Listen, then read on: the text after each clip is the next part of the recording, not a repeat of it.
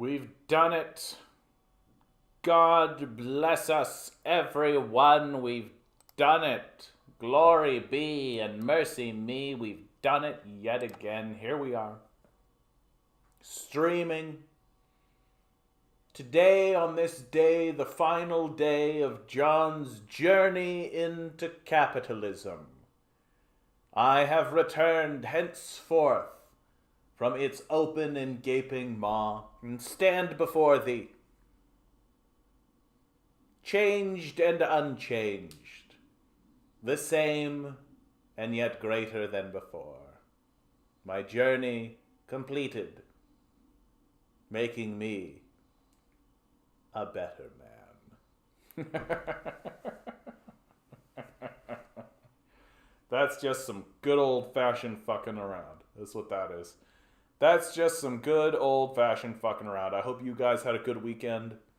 I hope you guys watching this from the future, from the now, had a wonderful, wonderful time. Had a wonderful weekend, a relaxing weekend. I hope you got to spend our dwindling, beautiful days out in the glorious sun. I hope you were able to enjoy the natural world, enjoy the nature as it is. Oh, I have successfully turned my work life into something of a double-edged sword, right? That I take time away from the absolute ridiculous absurdity that is the sort of observation of the world. And it's oddly nice in a way to be able to just kind of close the mind off from the overt stupidity. Content, always a blessing, always good to see you. Isn't the world just the dumbest shit you've ever seen? Huh? Isn't the world just the dumbest shit you've ever seen? I literally got home from work today, because I was at work this morning. A nice easy shift, right? Monday morning, easy shift. Got home and then decided, okay, I gotta open up the articles. I gotta pay attention to what's going on in the world. And after only about 2 hours of looking about, with the thanks of people in my Discord, right? If you are not in my Discord, you can join my Discord simply by donating even $1 to my Patreon. It'll get you into the Discord where we have a whole bunch of people sharing each other, standing in solidarity, attempting to organize by province, trying to connect with one another. And I'm very grateful for those people, as they are going to be providing us with lots of articles and things like this today. Major, an absolute pleasure. Good to see you, bud. And after only 2 hours of going through those articles, the articles that you see before you, all of these little tiny tabs, absolutely lovely. My conclusion is that we're just stupid. You know? Western civilization, if you want to call this a civilization, seems to just be kind of dumb. Huh? What do you guys think? What do you think about my grand conclusion? This is my major thesis. I'm going to write, one of these days I'm going to write a book. And I'm just going to, I think the title of that book is going to be, what if we're just dumb? Like, what if we're just dumb, guys? Has anybody actually thought about maybe that's just the problem? Maybe we're making all of these like systems and giant machines and enormous like contributions, inventions, and all this kind of stuff. And we're very like ecstatic about it and very energetic, but we're just not smart enough to be able to know how to wield them. Like think about something like a lightsaber, right? Like it would be an absolutely incredible feat of engineering, creativity, intelligence, right? Requiring all kinds of levels of thinking in order to create something like a lightsaber. But that lightsaber itself would only be as decent and as good as the person who is wielding it. And it's pretty likely that if you just let everybody have a lightsaber, that you'd end up causing more damage than good, right? That's more or less. I feel like that's a pretty adept analogy for where we're at. You know, we've got all this crazy shit and we're just like letting anybody kind of have it. seems like it's a problem. Seems like it's a problem. Richard D. Wolff, as you can see on the screen, and if you're just listening from home, new study. Since beginning in 16th century Europe, capitalism worsened. Mass living standards often below subsistence there, and worse in the rest of the world. Living standards rose only in the late 19th to 20th century, when labor, socialist, anti-colonial movements made it.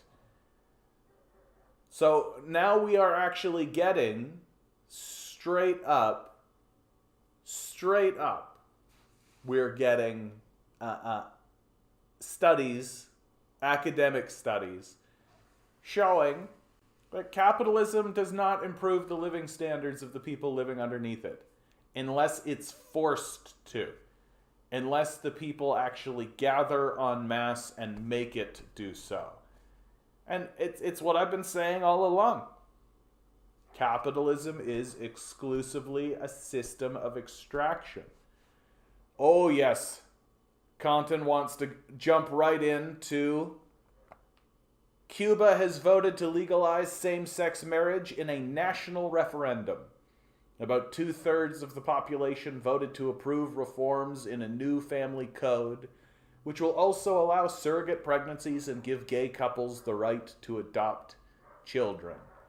Absolutely wonderful to see a social movement, right, from a communist society moving in the right direction. It's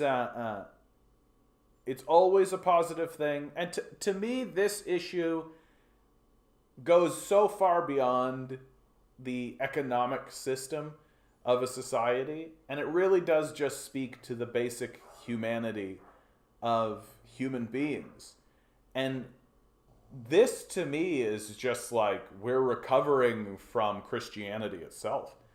Like that's sort of become my observation, because it's not really an economic position. It's not really, it seems to just be a Christian thing, that over the course of Christianity there came to be this sort of belief that homosexuality and all kinds of things that fall out from it are the work of the devil and all of this. So it's nice to see that the grip of these sort of close-minded fundamentalist Christian views of how people should be in the world are loosening, and that people are seeing more and more. And this is becoming, and the truth is that it seems to be irrespective of whether or not it's a capitalist society or a socialist society or a communist society. Just seems as though each society is reaching this issue on its own terms and in its own time.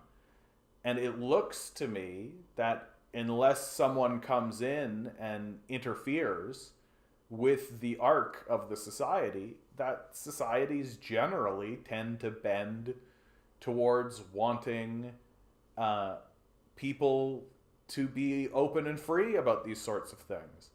Right? Unless somebody in a position of power makes the decision that, like, oh, we can't let people be homosexual because that'll reduce the birth rate or some kind of ridiculous bullshit, and then they enforce it in some kind of serious way, it does just look like the populace and people throughout the world are arcing in that direction, right? Like I saw some statistics not that long ago. I think, in fact, it might have been just an hour ago, where in 2008, if you polled the citizens of California, only something like 45% of them were in favor of homosexual unions or of allowing people to the whole gay marriage issue, right? Whereas now this referendum is passing here in Cuba, 66% or above, right? So societies shift and societies change, and my view of this has always been, well, correction. I used to be a fundamentalist Christian. I used to be against gay marriage. Wow. That's crazy to think about. That is crazy to think about. That even within the space of my own life, within the space of me as a person, my own positions, my own political positions, and my own worldview, that our society has shifted from being against gay marriage to being to accepting it, at least tolerating it on its face, right? Now, we are going to see how long that's going to last, and the reason why I say so, right? The reason why I say so, Italy has elected a far-right government. The leader, Giorgia Meloni. Miss Meloni is widely expected to form Italy's most right-wing government since World War II. That will alarm much of Europe, as Italy is the EU's third biggest economy. Hey, isn't Italy the birthplace of fascism? Isn't Italy where fascism actually came from? Isn't the word fascism an Italian word? What? And now during this period of high crisis, where capitalism is feeling threatened and the system of capital is actively dragging its own citizens through major crises, right? You just take a look at what's going on in the UK. Take a look at the disaster that is the UK government and the incredible energy crisis.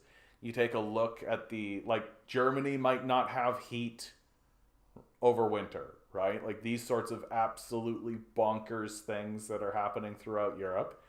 And what's happening in Italy? Oh, we're going to elect a far-right party. Yeah. And she's only set to win around 26% of the vote, right? So yeah, good democracy we've got going on here. You get 26% of the vote, that gives you 100% of the power. Well done. And she's ahead of her closest rival, Enrico Letta, from the center left, right? Once again, showing that liberals are failures. They don't prevent anything. They don't protect us from fascists. They bend the knee to fascists. Mr. Letta told reporters on Monday that the far-right victory was a sad day for Italy and Europe, but his party would provide a strong and intransigent opposition. Yeah, right. This is what happens. Like, liberals suppress socialist and communist movements, do everything they can to work with the right wing in order to prevent socialists and communists from being able to organize, being able to coalesce, right? Create enormous propaganda systems in order to propagandize people away from ideas like socialism and communism, and then pretend and act surprised when fascists win, right? Just go like, whoa, what? The fascists got in, but we've been destroying communist movements this whole time. What? That's the role of liberals in our society, right? Radio, good to see you, bud. Grinning, always a pleasure. Ligandy Z. I don't know how to say your fucking name anymore, dude. You changed it a little while back, and now it's all it's fucking with me, bud. It's fucking with me. It's been a long, strange trip. It has been. Grateful Dead, you bet. I changed when I started to work for a beautiful lesbian couple. Both former school teachers who had to hide their relationship for decades, but finally married. It crushed my Christian worldview. Yeah, I can tell you straight out, like, I came from a small community that was very much conservative and very anti-gay and all of that kind of thing. And the community changed very quickly when members of the community started to come out as gay, including one man who was in his 50s, wife, kids, the whole thing, right? Everybody knew him. They'd known him their whole lives, and this guy came out. And in retrospect, I see that now as a very brave act, and it had a very profound effect on the community almost immediately, right? The community just kind of was like, but that's this, like, we know this guy, like, that's him. Like, I don't think he's going to hell. He's a good man. He's always been, and he's a good husband and a good father and part of the community. Like, what are you talking about? And I think it collapsed people's worldviews very quickly. I also think that, like, straight up media, like a show like Will and Grace, as silly as it is to say, right? But for like rural people who have just never seen a gay person, right? Or even thought about the idea and just are kind of dealing with it in a very abstract sort of way. You watch a show like Will and Grace, or hear things like Liberace is gay, right? Or these sorts of things. And you're just very quickly like, what? These people are fine. Yeah, these people are fine, you know? And it becomes very difficult to maintain this sort of absurdist idea that a person is bad because they're attracted to a member of the same sex. You know, it's a very childish worldview. The more you think about it, and I can't think of what the final flip of the script was for me. Like when was the moment when I was finally like, okay, this is fine. But it definitely happened, and it turned into a very cascading effect. Like it ended up being the chink in the armor for the for fundamentalist Christianity, because once I kind of accepted that was that the fundamentalists were wrong about that, the question of, well, what else are they wrong about, sort of cascaded out from there, right? And then once you actually take seriously the idea that fundamentalist Christianity might be wrong about things, you begin to realize how wrong they are about most things, right? And how absurdist their worldview actually becomes over time. Yep, Maloney seems to. Oh, we're going to get into all that, Major. I've got a Wikipedia article. We're talking about this woman. We, especially as communists, we should be very aware of who this person is, right? Like, fascism is rising in Europe. Here's a fascist, right? We should be fairly aware about who this person is, and we're gonna find out. Like, I'm not letting us off the hook with just like, yep, a fascist is taking power in Italy. Moving on. Nope, that's not going to happen. I believe the word fascism came from the term fascis, which is a kind of axe weapon wielded by people during the insane political environment of the Roman Republic. I think it comes from, like, is it fascismo? There's an Italian word that literally just means, like, a party, right? Like, it's just like the Unity Party or something like this. Yes, and all sticks bound to the axe. Fascism is against individualism. All must be bound to the state. That's sort of odd, actually. Fascism is not against individualism. Like, fascism promotes an ideology of hyper-individualism, right? Like, the idea of the heroes, like, fascism uses the idea that you are a hero and that you are on a hero's journey and that your life is a hero's quest. Right, it's one of its great alluring myth building systems that people got caught up with within the World War II period. That no, you're not just a helpless loser in poverty and bound to this system of of economic abandonment and suffering. You're a hero. And if you join the Nazi party, you can use that heroism in order to fight back against these forces that are inflicting themselves on you, right? It's very appealing, self-congratulating, ego-boosting narrative, right? Like, it uses your victimization, right? Which your people of Germany and the people of today are definitely experiencing, and then funnels it into something that's useful for power structures to exploit and take advantage of, right? But it's a story. Yeah, no wonder reactionaries and fasci types consistently have this vigilante complex.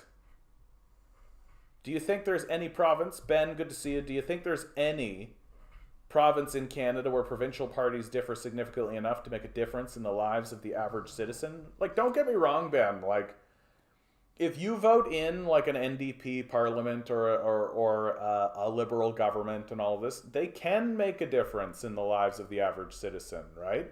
That there are going to be like differences. My critique has always been is that those differences are not significant enough, right? That like it's the difference between, having somebody make you a meal that's porridge or porridge with raisins on top, right? Is the bowl of porridge with raisins on top better than the bowl of porridge? Yeah, but it's still porridge, right? And that to me is sort of where the conversation is, and it exists in such a limited perspective, right? That like the limited, we're not willing to have larger conversations about what our government could actually do for us, or what an organized populace could actually do for itself. We're simply not allowed to have those conversations, right? Which is why when you actually start asking questions like, why are there homeless people? How about we get rid of homelessness, right? It immediately turns into, you're a communist and that leads to a disaster, Holodomor, right? Because it's a form of gaslighting. You're simply not allowed to ask larger questions because the capitalist structure knows that all conversation needs to exist under the umbrella of capitalism is freedom, right? Like, that's the seminal statement.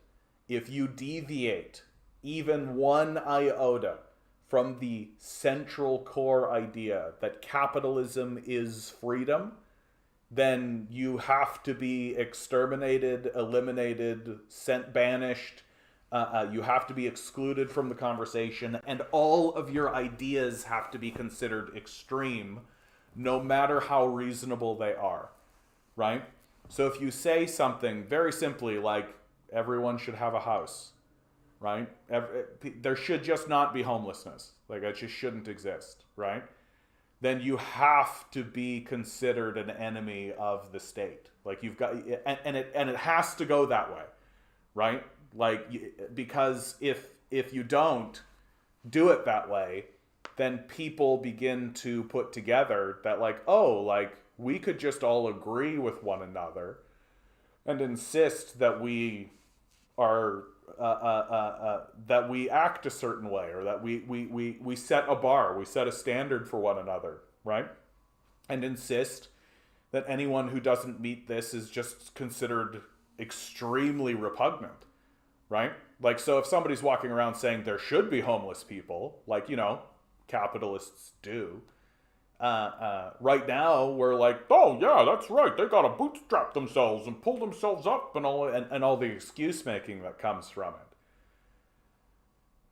And so right now, like, provincial parties, do they differ significantly enough to make a difference in the lives of the average citizen? I mean, you might get an extra couple $100 in your pocket, right? Like, that's essentially what they're offering now, right? For all of the, like, liberals and NDP pounding on the pulpit and being like, yeah, we're getting dental care and all this kind of stuff, that essentially amounts to like a couple extra $100 a year, right?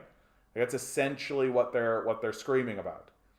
And it doesn't fundamentally alter your relationship with the system or with yourself or with the society that you live in. And so could we insist that it do better than that? Sure. And I think that many people do. They're called non-voters, right? Like, the people who are not voting, like, we've polled these people. We know why they don't vote, right? That, like, 10% of them don't vote because they just miss the date or they forget. Another 10% are just like, I can't get away. Right, so like 20% of the populace doesn't vote because they're like, life, you know, yeah, well, what are you gonna do, right? And then another 20% of the populace just thinks their vote doesn't really matter, and which probably means that they're like, you know, an NDP supporter in a conservative environment, so like 95% of their riding votes conservative, and they're just like, I'm just not gonna bother because, like, it doesn't matter. But the vast majority of non-voters, something as high as 45%, they just don't go vote because they don't see a difference. They just don't see a difference in the political parties. Because the truth is that at the end of the day, if you vote for NDP, sure, you'll get a couple extra $100, right? Like, you go get a teeth cleaning or something, right? But you'll still wake up and go to the job, right? Do the commute, like come home to watch a couple hours of TV, right? Wake up, do it again, and your life will still be like that. Right? And there is no political party that is standing up and saying, hey, if that's going to be your life, then you should at least have some kind of personal ownership of it, right? You should at least somehow be connected. Like, it should not be possible for capitalists to just be like, okay, we're done with you, goodbye, right? Like they can basically do right now. Like so this idea that like, and then on top of all of that, right? So let's say you all get together and vote NDP and they give you a couple $100 to go get your teeth cleaned or whatever, right? Like, okay, great. We know what's going to happen, right? In a couple of elections, the populace is going to get disgruntled with these people because that's all they've done.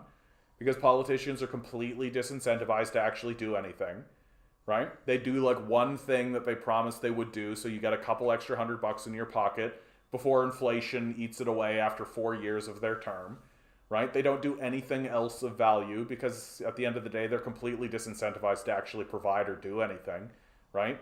And then you just turn around and what do? You just go vote for someone else. Right? So you end up voting for liberal, you end up voting conservative, and then what happens? They regress the policy. So that couple extra $100 you had, even if you still get it because it's been chewed away by inflation after all these years, right? Well, they regress it, and so you lose it. And so you end up with the ratchet, right? And I talk about the ratchet all the time because I think that is how our system is going. Right? That maybe the liberals and the NDP get in and go like doink, but then the conservatives get in and go doink, and then doink to doink to doink to doink to doink to doink, until eventually you elect Giorgia Meloni, right? Who's Giorgia Meloni? Let's talk about Giorgia Meloni, right? An Italian politician and journalist, a member of the Chamber of Deputies in Italy since 2006. She has led the Brothers of Italy political party since 2014 and has been the president of the European Conservatives and Reformist parties since 2020. She joined the Youth Front, the youth wing of the Italian social movement, a far-right political party with neo-fascist roots, in 1992. She later became the national leader of Student Action, the student movement of National Alliance, MSI's legal successor. She was a councillor for the province of Rome from 1998 to 2002, after which she became the president of Youth Action, the youth wing of AN. In 2008, she was appointed Minister of Youth in the Berlusconi cabinet, a role which she held since 2011. In 2012, she co-founded Brothers of Italy, became the president in 2014. She took part in the 2014 European Parliament election in Italy and in 2016 Rome municipal elections as a mayoral candidate. She was not elected in either election. After the 2018 Italian general election, she led FDL in opposition during the entire 18th Italian legislature, letting FDL grow its popularity, etc., blah, blah, blah, blah, blah. A right-wing populist and Italian nationalist, her political positions have been described as far-right. She's opposed to abortion, euthanasia, and to partnerships, marriages, and parenting by same-sex couples, instead asserting that nuclear families are exclusively headed by male-female pairs. Opposed to the reception of non-European migrants and multiculturalism, she has been accused of xenophobia and Islamophobia. A supporter of NATO, she maintains Eurosceptic views regarding the European Union and was in favor of better relations with Russia before the 2022 Russian invasion of Ukraine, which she condemned, pledging to keep sending arms to Ukraine. She has expressed controversial views, such as praising Italian dictator Benito Mussolini in '96 and Nazi collaborator and co-founder of MSI, Giorgio Almirante, in 2020. So she's a fascist, right? She's just a fascist. And there's no reason to talk about her any other way, right? Like, if you're going to walk around and you're going to praise Mussolini and praise Nazi collaborators, you're a fascist. We don't need to pretend. Like, we don't need to pretend with this woman, right? So, fascist Giorgia Meloni, right? And my favorite part is that if you actually go down to like her political, let's see. She says in an interview, she rejected descriptions of her politics of far right, calling it a smear campaign of her opponents. Go down to the controversy section. She praised Italian dictator Benito Mussolini as a good politician, the best in the last 50 years. I'm gonna say that again. Benito Mussolini, well-known fascist, direct ally to Adolf Hitler, right? Managing to destroy Italy, losing the war. She thinks that he's a good politician, the best in the last 50 years. Wah, wah, wah, wah, wah, wah.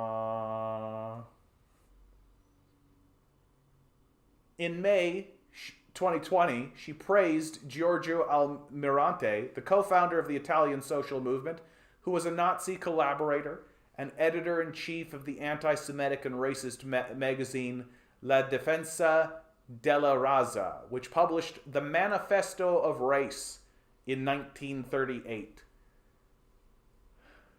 In December, the independent journalistic TV program Report revealed through an investigative report that her party has reached the negative record of arrests for mafia group De Durante and having among her ranks Mussolini's descendants, as well as fascist nostalgics.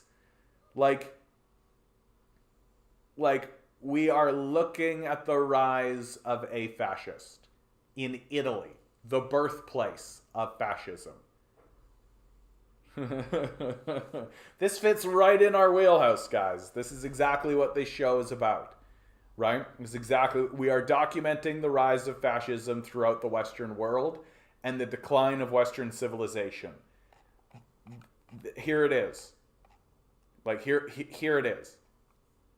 Straight up. Like this is a woman that when push comes to shove is going to go after communists, go after socialists. Do not be too surprised to see the scapegoating of like Jews, right? Muslims. Don't be surprised by this at all.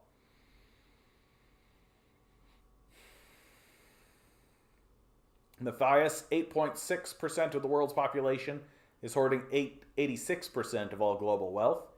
Easy numerical fact to remember. Thanks, Matthias. I like it when it's easy.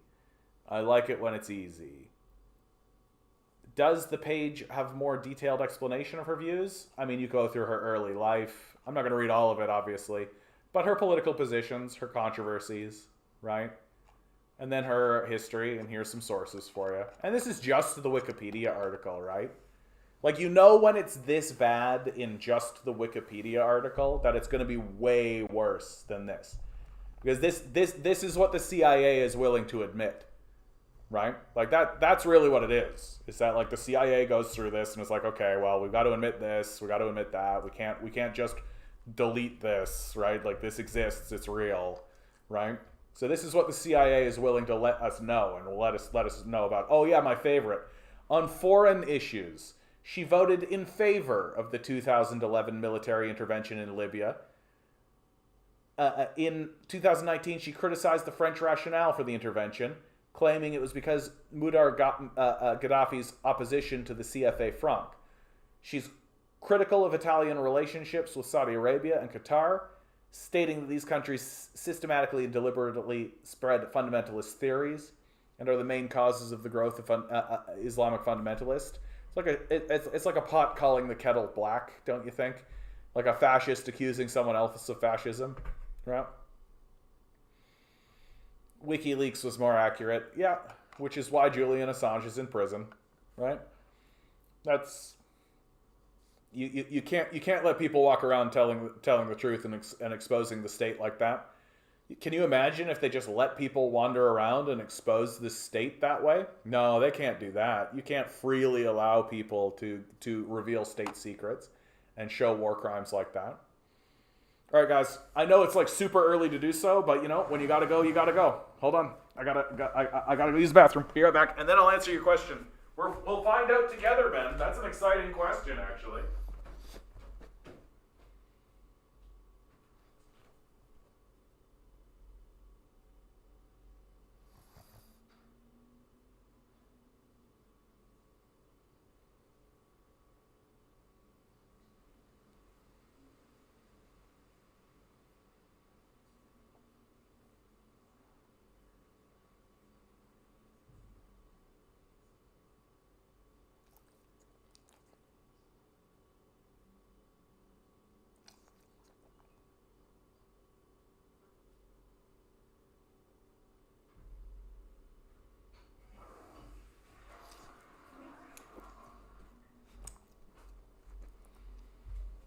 I even peed before I started the stream. It's like the last thing that I did before I started the stream.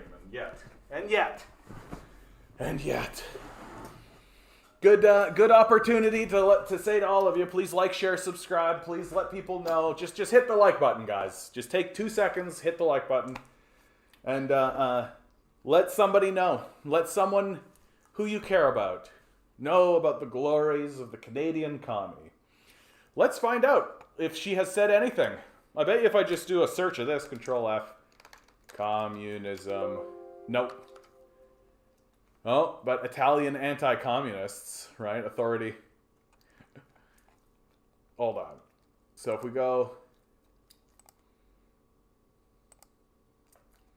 I mean, this just takes you to, all right. So nothing directly connected to statements. I wonder if I go Giorgia Meloni on communism.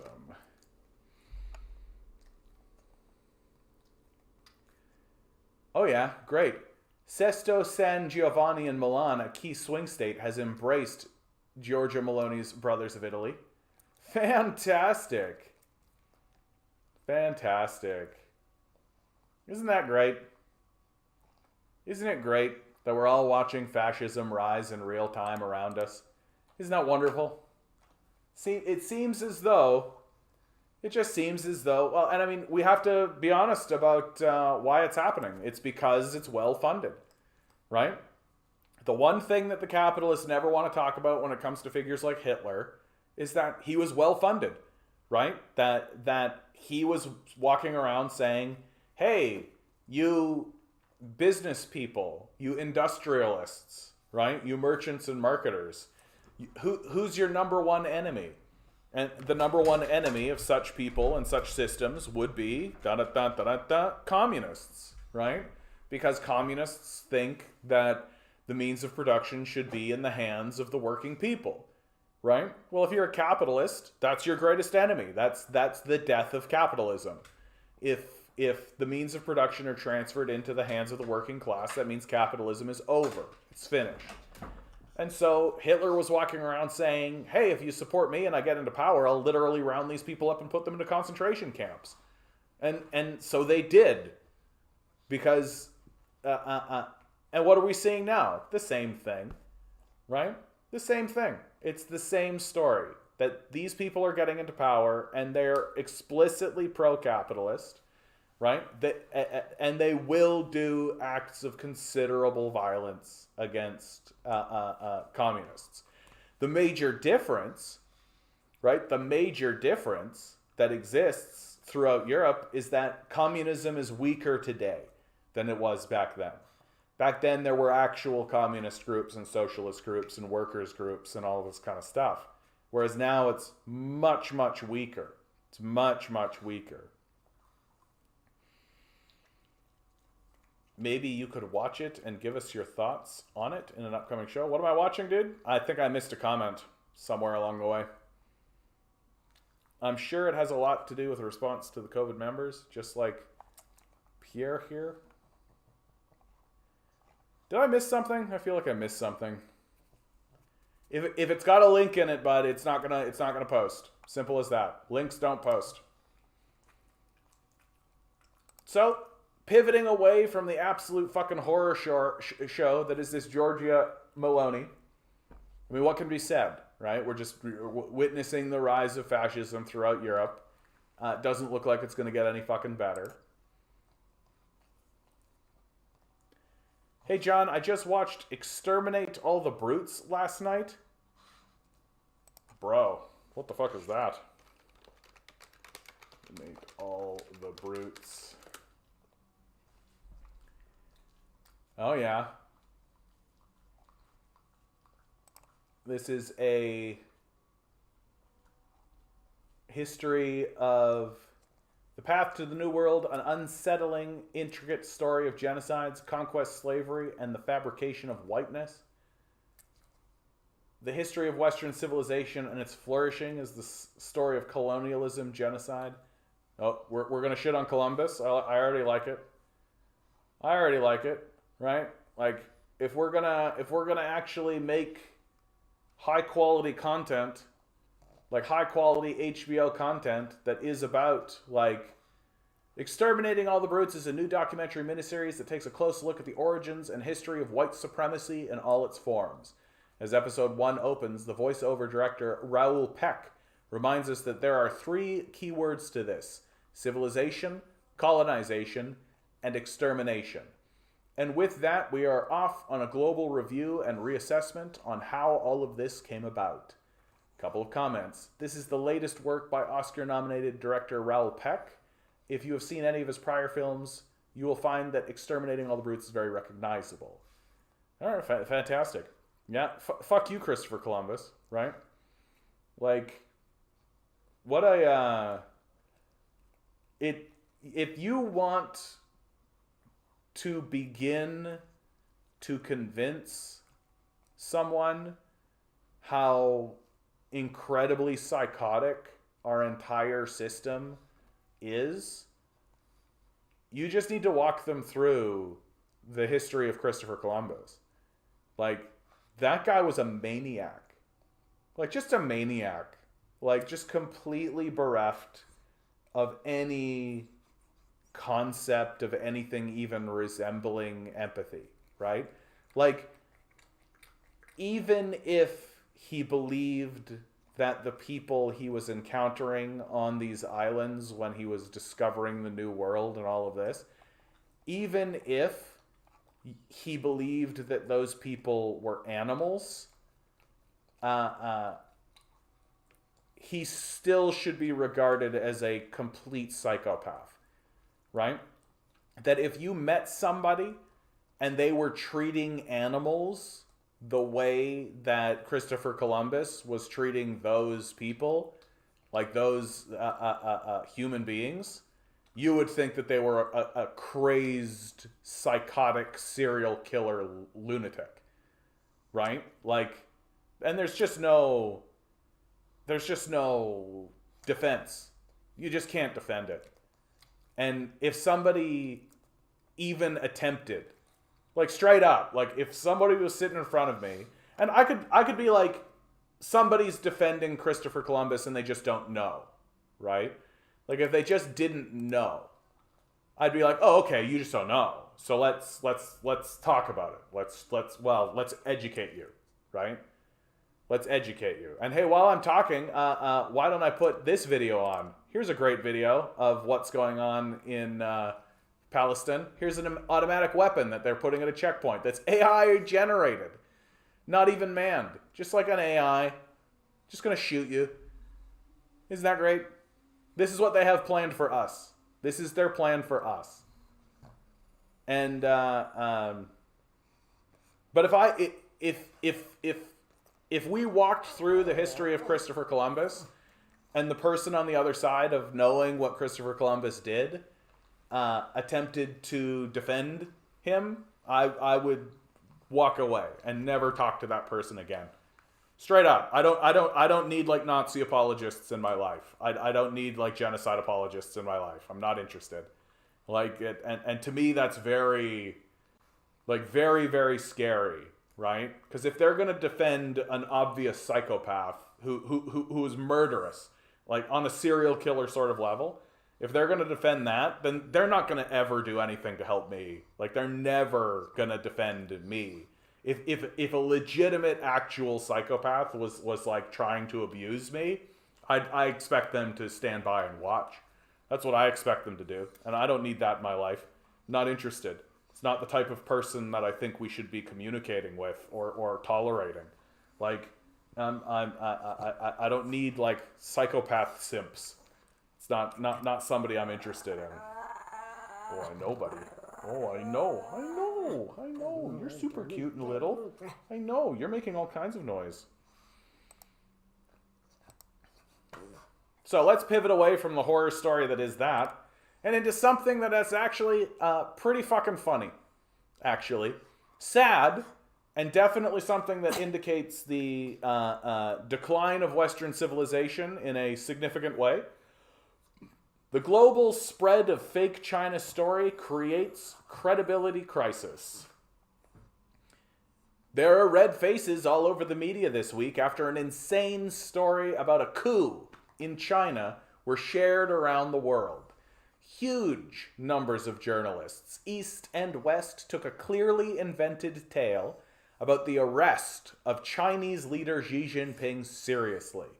Where there's smoke, there's fire, as they say, and here is a column of smoke the likes of which we haven't seen since July 64 AD, pouring out of Beijing, said the Australian edition of The Spectator, a UK title. The ludicrous tale spread through the internet worldwide, reaching millions of readers as it rose sharply on the Google Trends worldwide. In India, it reached the list of the top three biggest news stories, despite not containing a word of truth. Many versions included the information that there was no evidence for the story, but omitted the fact that under the most basic rules of journalism, stories with zero evidence would normally not be considered printable. The fact that it was so widely reported is yet another nail in the coffin of mainstream media credibility, said numerous voices on social media. Here's what happened. In the past few days, Jennifer Zhang, a member of the Falun Gong, a cult whose leader, Li Hongzhu, teaches that space aliens introduced science into the world so they can take control of human bodies, put out an astonishing story that was picked up and spread by people like Gordon Chang, a United States anti-China campaigner. Ms. Zhang, who also conducts an anti-China campaign from the US, spread the rumor on Twitter and later on her blog and YouTube that there had been a coup in China. It was accompanied by a short video of army vehicles on the road. She provided no sources or evidence of any kind. This is the scary thing. That didn't matter. Major Western publication Newsweek wrote up the story, saying that there was no evidence as yet, adding Newsweek has contacted the Chinese Foreign Ministry for comment. The allegation also appeared on MSN.com, which said, the rumor goes, Xi Jinping has been removed as the head of the China's People's Liberation Army, or PLA, and has been placed under house arrest. The version printed by MSN, lifted from an Indian source, seems to add meat to the story. There have been reports of some sort of revolt within the China's People's Liberation Army over the zero COVID policy in China that mandates anyone who travels out of the country to undergo a rigorous quarantine process.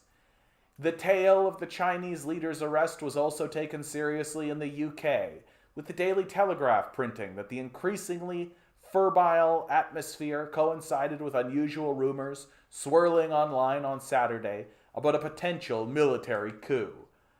In India, the rumor was printed by large and small media, including big names such as the Hindustan Times, Zee News India, India Today, Daily News and Analysis, and many others, and was the talk of the country. In America, most newspapers steered clear, but popular online news site Newsmax.com went to town on it. Something is up with China and its president Xi Jinping, but we don't know what it is. Retired Air Force Brigadier General Blaine Holt said Sunday on Newsmax in response to the rumors reported of an attempted coup against the two-term leader. Jennifer Zhang's religious group, Falun Gong, which produces news media under titles such as Epoch Times and NDTV, has been a major source of anti-China news. It is widely supported by the anti-China lobby in Hong Kong, including UK-based Benedict Rogers, a right-wing political activist. Rogers has spoken at Falun Gong meetings and is a key figure guiding UK parliamentary policy on Hong Kong. It's not clear whether the tale was invented by the Falun Gong or anti-China sources in India. Ms. Zhang pushed follow-up posts backtracking on her report later, but it was too late. Many voices around the world today shaking their heads in amazement at the implosion of journalistic standards. Honestly, I can't believe anyone would be so stupid as to discuss a coup in China without first verifying that it actually happened, said Jerry Gray, a popular British-Australian commentator based in China. The whole thing seems like a massive own goal for the Zeng NTD epoch and anyone else sharing it, said Kurt McCardle, a British teacher. All it does is paint them as either gullible or untrustworthy. The affair leaves the world with an urgent question about journalism which needs answering. Some commentators said, why are we, not just China or the US, but practically the whole world, so soft with journalists spreading unverified stories? As to Jerry Wang on Twitter.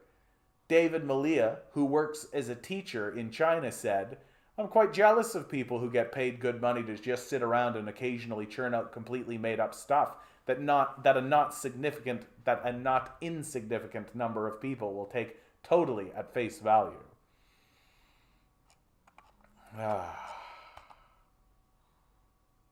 That's why everybody comes to me. Huh? That's why I'm the popular one, right? Because I'm not going to just spread around this kind of bullshit, and you know it. And if I do, I apologize. Right? Very, very simple. Like, this is fucking ridiculous. Like, but we shouldn't be surprised. Take a look at some of the lies that have been said about China, right? Communism killed 100 million people in a famine, right? That the Mao's Great Leap Forward, 100 million people, no evidence, no photos, no eyewitness accounts, no refugee crisis, no history of it, literally no documentation whatsoever that it actually occurred. Still says it, still makes the claim, right? The Uyghur genocide, right? The Uyghur genocide is an enormous lie that they're perpetuating around. So now, why not? Why not just tell people that there's been a coup? Why not? Take a look at what's going on with the fucking QAnon crowd or something. And eventually it'll be like, oh, so you thought there's a coup in China, then why is Xi Jinping still like going around and talking to people and leading? Oh, that's a clone. He's an actor. That's a paid actor. How much longer until we're going to start to see like Xi Jinping 2021, Xi Jinping 2023, and they'll do like a side-by-side picture of him, be like, see the differences? Look, he's different now. It's a different person.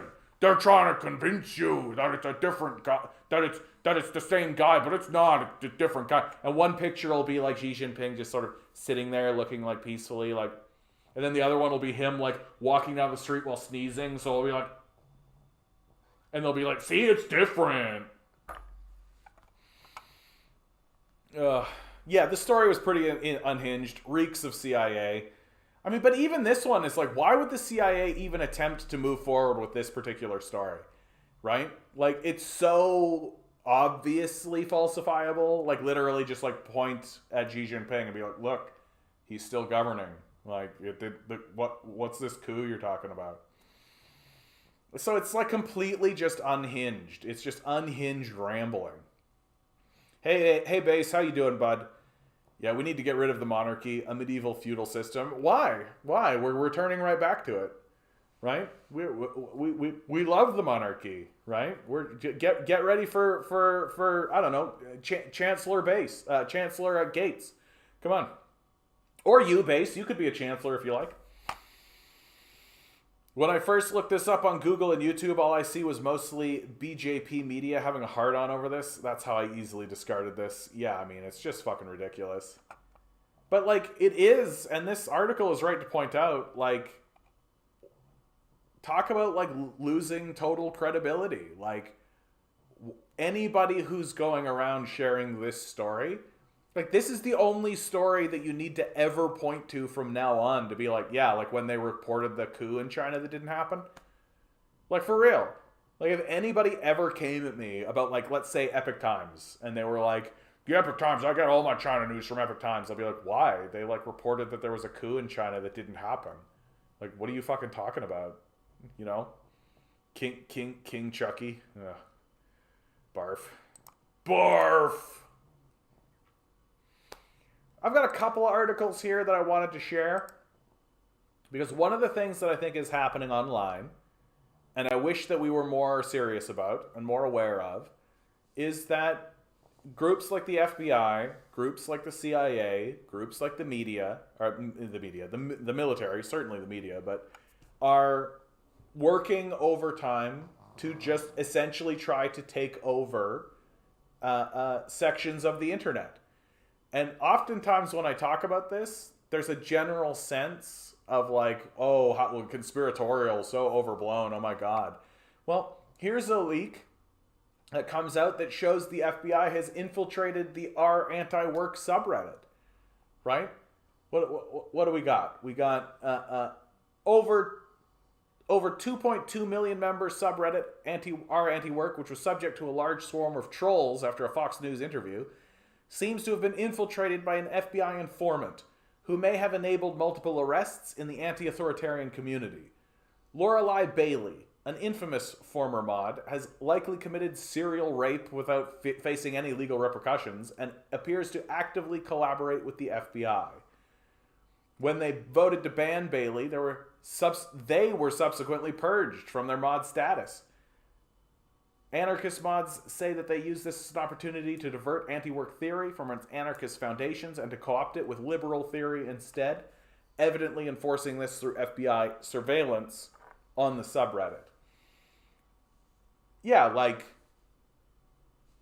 this is what happens when you give these types of people more money than they need, right? They just start going into places they don't need to go and trolling, essentially. Like, this is just like trolling professionally, right? And then on top of this, we've got a whistleblower. The Pentagon purchased mass surveillance tool collects Americans' web browsing data. Multiple military intelligence officers have paid a data broker for access to internet traffic logs, which could reveal the online browsing histories of U.S. citizens, Senator Ron Wyden said in a letter Wednesday, citing an anonymous whistleblower that had contacted his office. At least 4 agencies within the United States Department of Defense, including the Army and the Navy, have collectively spent at least $3.5 million on a little-known data monitoring tool with a reported ability to provide access to vast swaths of email data and web browsing activity. Team Kimru, the Florida-based cybersecurity firm behind the tool, claims its product provides customers with a supermajority of all activity on the internet and visibility into more than 90% of internet traffic.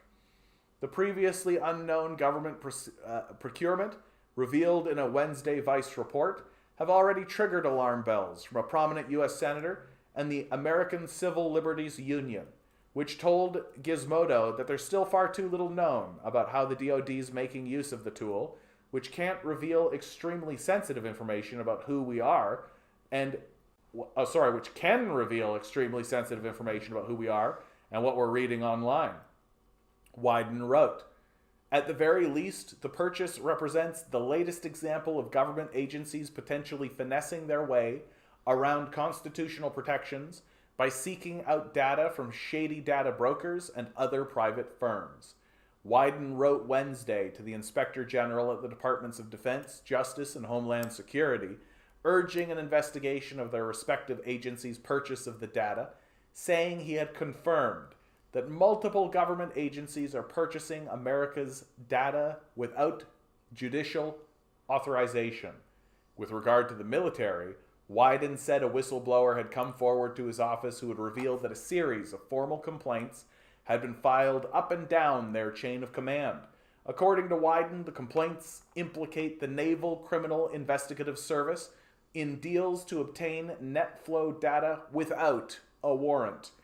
According to the whistleblower, NCIS is purchasing access to data, which includes NetFlow records and some communications content, from Team Simru, a data broker whose data file sales I have previously investigated, said Wyden, the Senate Finance Chair and longtime member of the Select Intelligence Committee.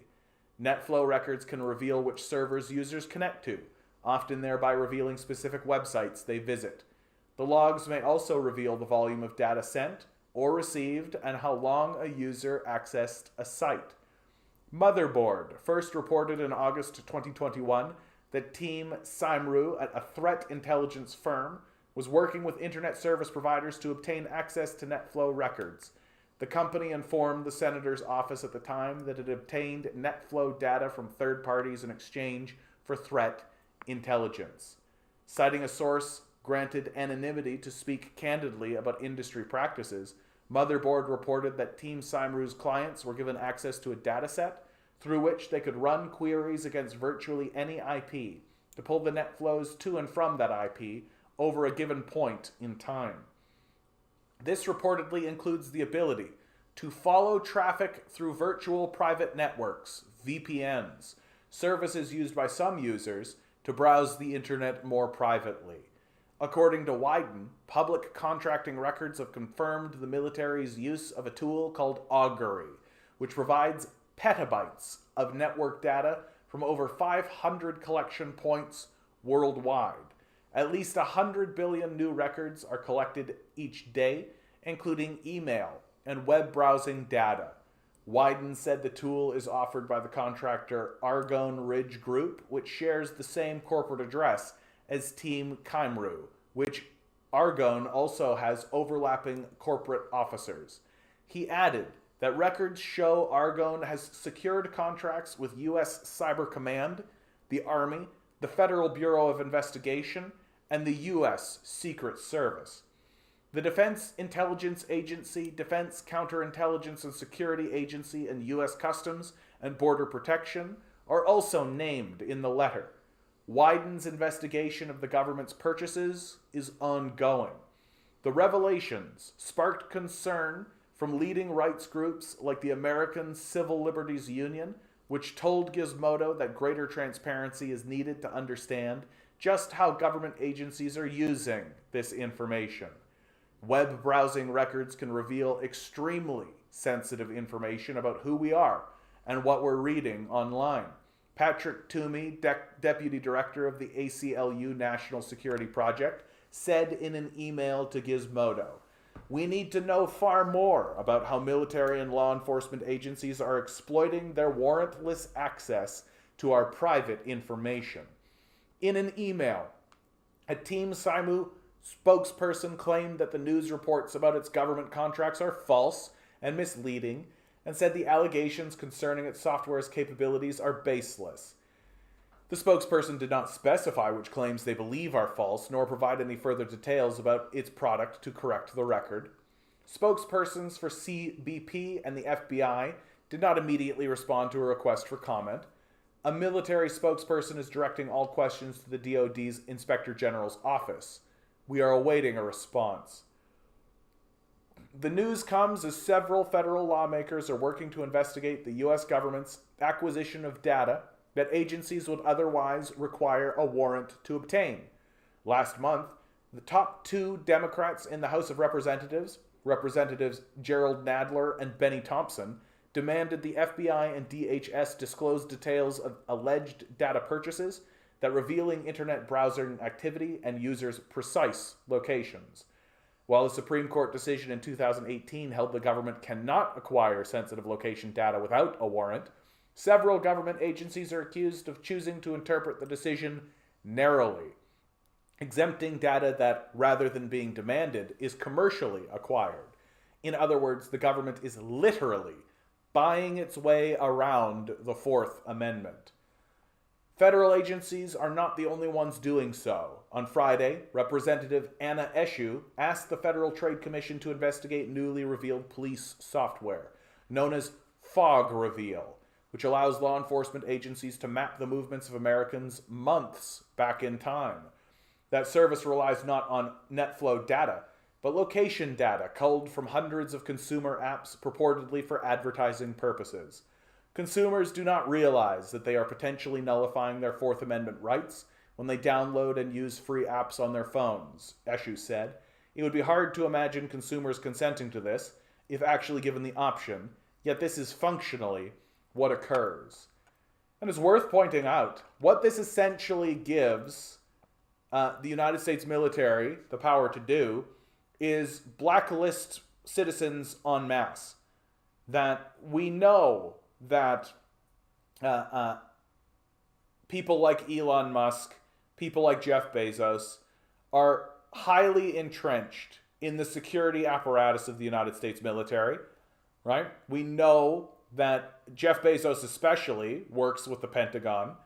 It would not be difficult whatsoever to set up a system that says, and let's make it as personal as possible. Oh, hey, here's this guy, Jonathan Sanderson, who streams on YouTube. We're going to shut his channel down. And what we're going to do is not only are we going to shut his channel down, we are going to make it so that anybody who connects on his channel and watches his content, we are going to go after and we are going to shut down their access not only to the internet, but also to services and the service sector. It isn't difficult to imagine a dystopian Black Mirror style future where you will not be able to get connected to Amazon Prime because of your interest in something like communism, right? That a digitized future in which a McCarthyist style blacklisting and purge could literally impact your ability to gain access to basic goods, right? Like this, there's nothing that prevents this from happening at this point in this lawless society that that rules us. Like, how often do I need to say this? We live in a society without laws. That what is written and what we are told are laws are not laws because they don't apply to people of a certain wealth position. Just ask the people who went to Jeffrey Epstein's island whether they think that they have to adhere to any kind of laws, right? And if you live in a society in which there are no laws, where the laws are not laws, but rather just a threat of violence against the citizenry for acting in certain ways and doing certain things, if you live in that society, then you don't need to follow those laws. There are no laws that you must follow because the laws don't apply to everybody. And if the laws don't apply to everyone, they're not laws, they're threats.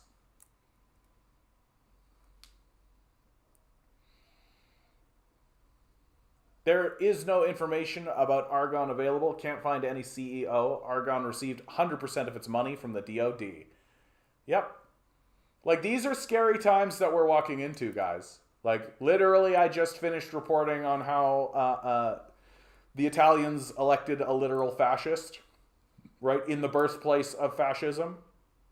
Europe is about to go through an absolutely intense period in which it's extremely likely that other countries will vote other far-right leadership, right? We're seeing the rise of far-right populism here in Canada, even, right? That Pierre Poilievre is managing to gain power by appealing to the desperation of the populace while also bringing far-right elements back into the fold of the Conservative Party. I mean, the rise of the second coming of Donald Trump, for God's sakes, right? Which, you wait for that, by the way. If you pay attention to the Christian circles, I'll bet anything they call Donald Trump's reascension to the White House the second coming of Donald Trump. I bet anything about that's exactly what's going to happen. You're going to see some really weird Christian iconography get used in that re-election. And it's completely possible that we are going to experience another McCarthyite-style purging and like a blacklisting. I mean, you take a look at what happened over the course of this Donbass war confrontation, right? That during this crisis, the proxy war between America and Russia, well, the American government and the American tech industry made it very clear that they were completely willing to purge journalists off of their platforms, and people who were doing journalism, right? Like Russell Bentley, who has been reporting from the Donbass region since 2015. They were more than willing to purge him off of their platforms. They were more than willing to purge people like Lee Camp and Chris Hedges off of their platform, right? And in the case of people like Chris Hedges, they were clearly just using as an excuse to get rid of his content, right? Although it looks to me like Chris Hedges is making a resurgence and making a real big comeback after having changed his model a little bit. Today, the NASA will make history by conducting the first ever asteroid redirection test. I hope it doesn't wake an asteroid demon. Impact in 5 minutes. I'll let you know. I mean, redirecting asteroids is a really fucking... Because you know exactly how this is going to go, right? Like, if they manage to redirect asteroids, what they're going to do is they're going to redirect them to have them impact Earth so that they can mine them, right? That's what they're doing that for. And didn't somebody make a movie about that very thing? Wasn't there a movie that was all about asteroids being redirected to collide with Earth so that they could mine them, and it all going wrong and it leading to the destruction of Earth? I think there was a movie with that plot, right? Like, I don't think we are aware as a people. Like, I asked at the very beginning of this, like, maybe we're just dumb. And I think that's kind of a childish way of saying it, or like a flippant way of saying it, that in a more kind of deeper existential or spiritual sort of way, like, maybe we are not self-aware, like, as a culture. Like, maybe we genuinely do not have a sense of awareness and alertness, that if you actually think that you are like an untouchable god, right? Well, the universe is going to have some fun things to say to you, right? And it's going to put you in your place pretty quickly. And we're going to get put in our place in pretty big and significant ways. And like, can you imagine if they find like something like coal or fossil fuels of some sort on any of these asteroids? They're going to for sure start bringing them back into Earth and just polluting Earth's atmosphere with this shit, right? What if we kill a peaceful alien civilization? We kill ourselves all the time. We're constantly in a perpetual state of committing genocides against ourselves. We certainly are not going to care about an alien civilization. Like, for real. Like, if we rolled up on a planet that was like loaded with oil, right? And there was like a group of like First Nations aliens that were living there who were just like, oh no, we don't want you to mine that, right? We would just eradicate them, probably enslave them and force them to get the oil out of the ground for us. Like, that's what we would do, right? Like, we're not going to act differently than that. And then we'll gladly take the fossil fuels, bring it to Earth, and just pollute it into the atmosphere as fast as possible. That's exactly who we are, right? That's exactly who we are. And we don't seem to be aware of that or want to be aware of it, right? It just seems to be too much for people to bear. They'd just rather be asleep. Just rather be asleep. And I mean, taking a pivot, Canada's Environment Minister does not jump to take up UN call for windfall taxes. So this puts us nicely in allegiance with our current Liberal government, with the UK government, who is also not doing windfall taxes.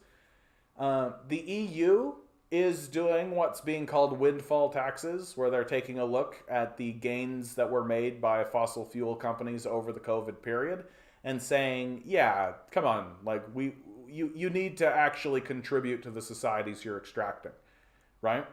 Like, this is what's interesting about this moment, is that there is this sort of lingering, floating question of, do capitalists need to actually contribute to the societies they extract wealth out of, right? And some European countries, right, the EU, are saying yes. Now, let's be extremely clear. They're saying yes because they're desperate. They're saying yes because they see the rise of fascism in their own countries, right? It's impossible to ignore now.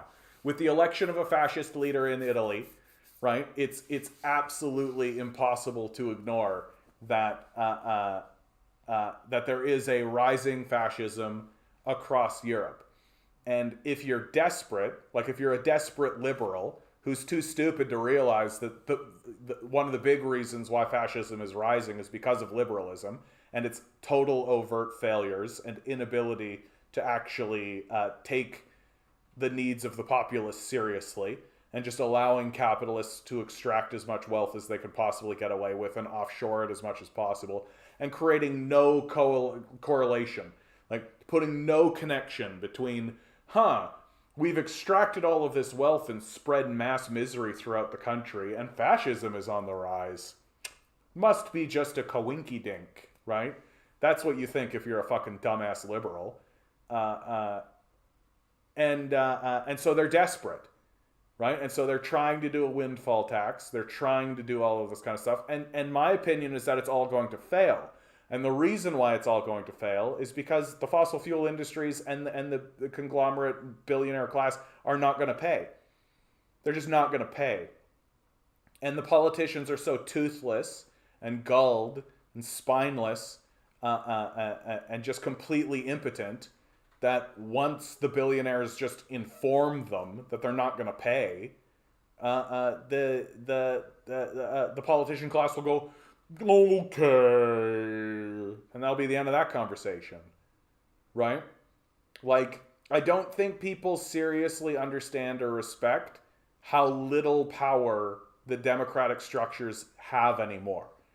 We've given all of the power to a small group of narcissistic psychopaths, and now we're trying to turn around and say to them, but can you actually help out? And the answer is going to be a resounding no. It's going to be a resounding no.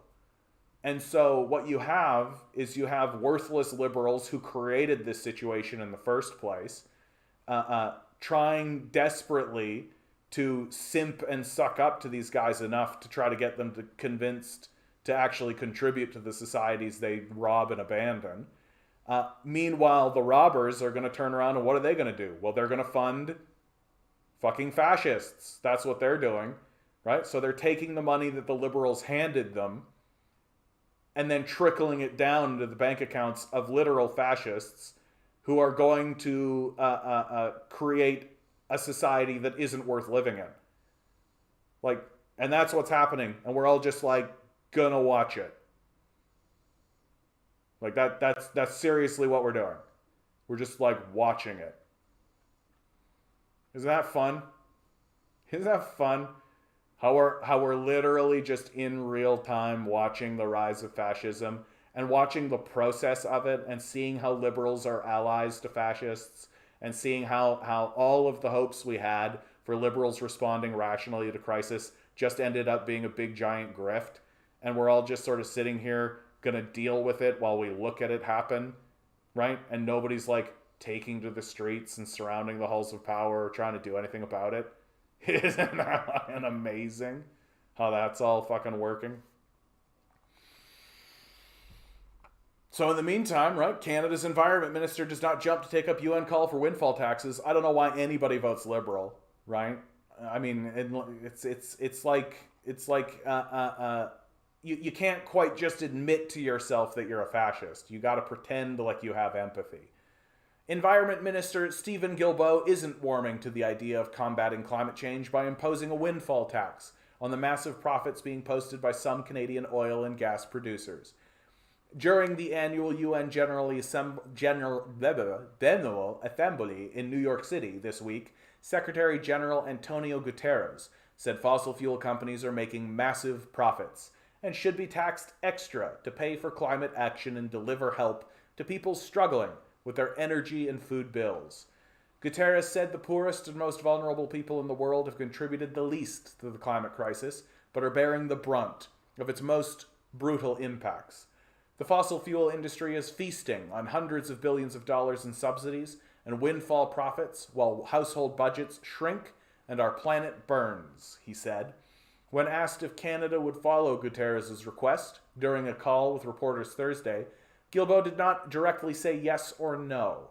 Rather, he said Canada is already ensuring fossil fuel companies pay their fair share toward climate action through carbon pricing and regulations. I think the Secretary General was also talking about the fact that fossil fuel companies need to be paying for climate change pollution, and that's exactly what we're doing in Canada with carbon pricing, Guilbeault said. What a fucking grift this is. Carbon pricing literally just lets companies shift around these little carbon chits that they've got with one another while increasing the amount of pollution they create. Like, don't be blown away to find out that some of these guys are literally just creating shell companies so that they can just ship these fucking carbon receipts and certificates to them while increasing their fucking... Like, it's a failure. It's a failed policy. Carbon pricing has failed. How do we know it's failed? Emissions are up. It's as simple as that, right? You don't need to make a big, like, you don't need to pull out charts. You don't need like a 200-page thing. You don't need a big fucking analysis. They put in the policy and emissions have gone up. That's a failure. Black and white. No need for critical analysis, right? He said the government is also putting in place regulations beyond just carbon pricing that force oil and gas companies to cut their carbon footprints. This includes an overall cap on oil and gas sector emissions and specific regulations on methane from oil and gas production and on overall emissions from producing and using gasoline and diesel. I mean, all I'm going to do is just create a shell company and be like, oh yeah, it had 0 emissions last year, right? Like, so it's I've halved the emissions of my company, right? Because now it's in that company, that fake company, and it didn't exist last year, so its emissions we gotta wait another year. And just keep fucking shell gaming this, right? As long as these guys are in control at all, these narcissistic, psychopathic losers, that's the game they're going to play. They're not interested in reducing emissions. They're interested in looking like they're interested in reducing emissions. And they're going to do everything they possibly can to grift us into making us think that they're reducing emissions, when in reality, they're going to drain every single drop out of the earth and burn it all into the atmosphere if it makes them 1/100th of a penny. If it dries up the rivers, if it dries up the lakes, if it spreads famine and disease and pestilence, if it causes thunderstorms that wipe out the East Coast and the West Coast, if it makes the ocean levels rise, if it creates acid rain, if it destroys our entire civilization, but they make 1/1,000,000th of 1 penny, they'll do it. Like, stop pretending. These people are not helping. And voting for them is an embarrassment. An absolute fucking embarrassment. Like, if I find out that you're voting liberal, I just think you're I don't think... How do you get out of bed? Like, how do you find your way out your front door? Like, for real. Like, at least I understand where conservatives are coming for. You're narcissistic psychos who don't care about anybody but yourself. Right? That at least makes sense. Right? But voting liberal? Like, pretending like you're making sense? What the fuck are you talking about? Like, literally, you're just lying to yourself in order to, like, live with yourself, I think it is. So that you can actually try to pretend to say, well, at least I tried, you know. The liberals had a realistic plan, you know. At least they were trying to do stuff, you know. They were trying to do that. No, they weren't. They were just trying to convince a gullible rube like you that they actually gave a shit when they didn't. And they never have, and they never will. And they never will. Like, it doesn't matter how many times you vote. It doesn't matter what you do. It doesn't matter how much you lobby for them. It doesn't matter what you write, what petition you sign up. The only thing that these people will respond to is surrounding their homes. That's the only thing they're ever going to respond to, right? And until we do, this is all just wanking. They're just wanking you and hoping that you'll read that and be like, yeah, I guess they are doing, you know, I guess they are doing something, you know, yeah. It's like literally taking like a teacup of water and walking over to the house fire and throwing the teacup of water on there and being like, see, we here at the Liberal Party actually give a shit. We here at the Liberal Party are trying our hardest. Like, shut the fuck up. Just shut the fuck up. In the first 6 months of this year, Canada's 4 biggest oil sands producers reported more than $21 billion in profits, more than 3 times their profits in the same period last year. Nationalize these groups. Nationalize them. Like anything, and this to me is why the media is reporting on this, right?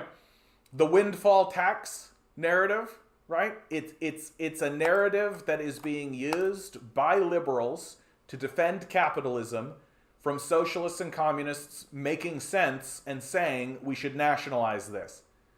Nationalize the fossil fuel industry. Anything less than that, it's just a steady decline into self-destruction and fascism. Like, obviously. And it's become extremely obvious, right? Like, as obvious as, like, you walking into a room where a guy is beating the shit out of someone and you going, hey, stop beating the shit out of that person, and them going, I'm not beating the shit out of anyone. Like, that's the nature of the conversation that we're having now. And no matter how much you say, yes, you are, their response is always, no, we're not. Right? And then you say, and then finally, if you do get them to admit that they're beating the shit out of that guy, they say, okay, we pledge to stop beating the shit out of this guy by 10% by 2050. And then they just keep beating the shit out of the guy, hoping that you'll be like, oh, I mean, that's something, I guess. And they'll just keep beating the shit out of the guy. Like, that's the nature of the conversation that we're having. We're watching extreme violence happen. We know who's doing it. We know why they're doing it.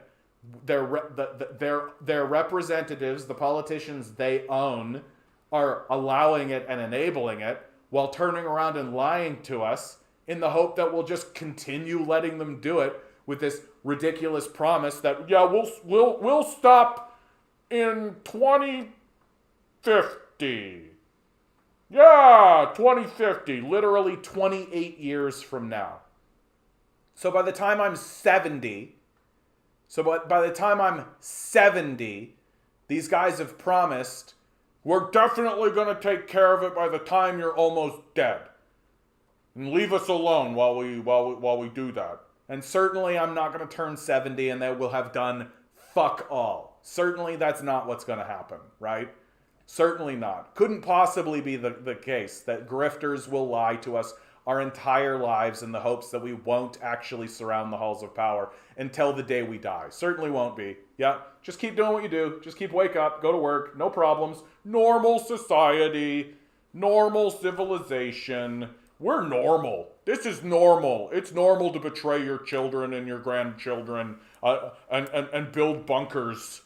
You know, like the same people who are actively telling us, yeah, we got it. Yeah, we're doing it. Yeah, are literally buying bunkers.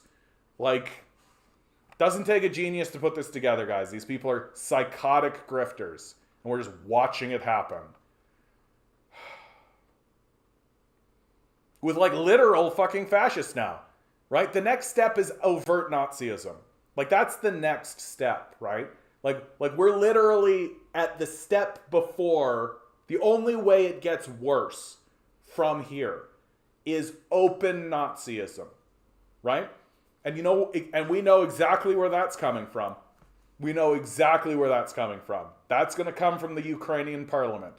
That's exactly where that starts, right?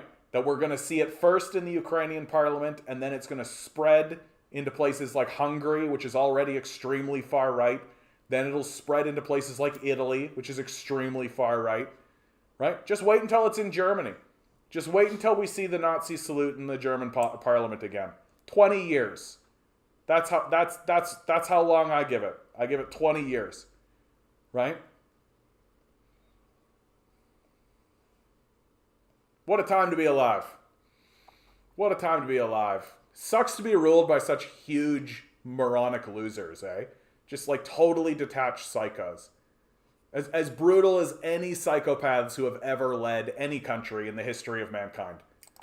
Like, you literally got to go to like Montezuma to find civilizations that are more psychotic than ours. Meanwhile, Iran protests surge to dozens of cities. Iranians fed up with oppressive rules and a battered economy have faced bullets, tear gas, and arrests to demand an end to the Islamic Republic's rule. The largest anti-government protests in Iran since 2009 gathered strength on Saturday, spreading to as many as 80 cities. Even as the authorities escalated a crackdown that has reportedly killed dozens of people and brought the arrests of prominent activists and journalists, according to rights groups and news media reports. Internet access, especially on cell phone apps widely used for communication, continued to be disrupted or fully blocked, affecting Iranians' ability to communicate with one another and the outside world. News from Iran has trickled out with many hours of delay. While the 2009 protests erupted over an election widely condemned as fraudulent, the current demonstrations seemed focused on the Iranian security forces, with reports of vicious beatings of security officers and firebombings of the local headquarters of the notorious morality police. In many cities, including Tehran, the capital, security forces responded by opening fire on the crowds. On Boulevard Firdas and at Sherak Ekbatan apartment complex in Tehran, officers fired at windows. In the city of Rasht, they threw tear gas into apartments, according to witnesses and videos on social media. Iranian state media said late Friday that at least 35 people had been killed in the unrest, but human rights groups said on Saturday that the number is likely to be much higher. A previous death toll of 17 issued by the state news media included at least 5 members of the security services. And on it goes. Major, of course, pointing out what we're all thinking. This may be a color revolution attempt. I will rebut with this. This is far too widespread and far too entrenched across Iran to be exclusively a color revolution. Like, you're not getting this many people out in a protest on this scale, and you're not getting this kind of response. Like, this is a massive uprising. Like, this is massive. Like, no, and I suspect that, and that's actually something I would like to look into, because I suspect that the West is getting itself involved. Like, there's no way that the West is just sitting there jerking off. Wow, only 4 of you watching today. Oh, that's bad news for me. That's probably the lowest it's been in a year. The new Atlas. Yeah, I suspect this is true, so I'm going to check this out. But I suspect it's both. I think that's what it's going to come down to for me. That I'm going to give this a listen, right? Because I'm curious, absolutely, right? Absolutely, there's Western opportunists involved. Like, absolutely, there's Western opportunists involved. Like, and let's not pretend like there isn't. Let's not pretend like there isn't Western opportunists involved. Like, of course there are. Like, of course there are. Never let a good crisis go to waste. The question is it the Western, is it Western forces that are propelling it? Are the Westerners the core of it? Are they the reason why it's happening? Right? And I am of the opinion that no. Like, I think that the grievances that the populace have against the far right, like, theocratic regime that exists within Iran are probably legitimate, right? And are Westerners taking advantage of that to further their own gains? Sure. Like, absolutely. But it isn't as, this is one of these situations where it is not as black and white as, Westerners want to do a coup attempt, so they're funding, like, it is different than the usual MO of the West, which is fund far right, like Nazi groups or right wing terrorists, right, to foment a color revolution or a coup, right? This is actually different, because and the reason why I'm happy to say so is that there's just too many people involved.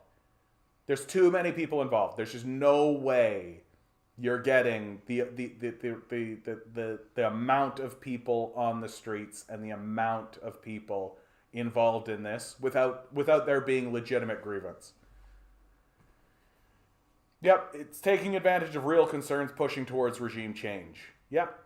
So it's definitely worth keeping an eye on. It's definitely worth paying attention to and seeing how it's going to go. Because, like, if we do the thing that we love to do, right? If we open Google Maps, like, Iran is absolutely, like, there's a reason why it's being ruled by a far-right regime, and there's a reason why that far-right regime has managed to establish and maintain its power structure for this long. It's because the Americans were bombing the shit out of this place, right? The Americans were just bombing the fucking shit out of it. And Iran was like, no, we don't want that to happen here. So we need secure borders. We need tight control. We need strong military, right? We need to respond to these legitimate threats that are around us. And I think a lot of people in Iran understood that. They didn't like it, but they understood it.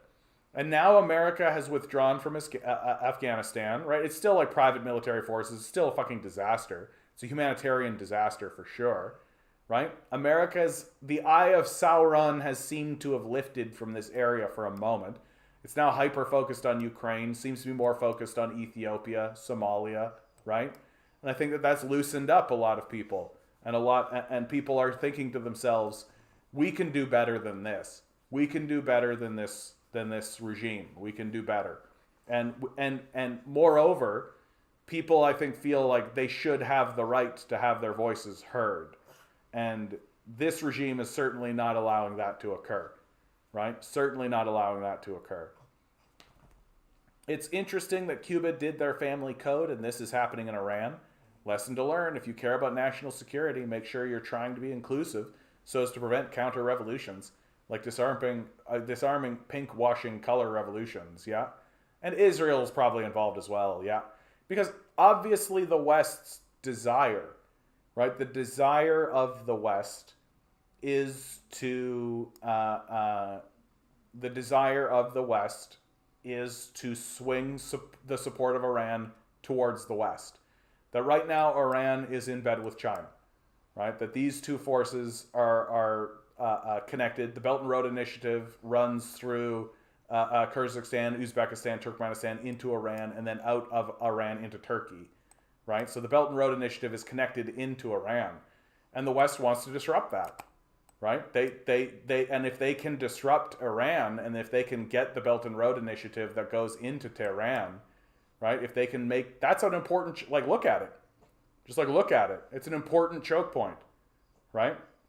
And if they can disrupt this and make it so that goods stop at Tehran, right, coming into China, right, and don't leave, right, don't go into Turkey, don't go into Europe, right, then they can blockade the Belt and Road Initiative. And if they can take advantage of civil unrest in order to do that, they will, right? They absolutely will. So I feel like that's a very complex situation.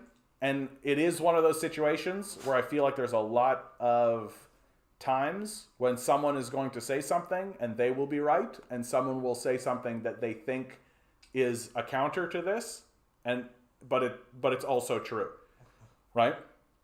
Like, it's true that the citizens of Iran are fed up with their government and are protesting and rising up against it.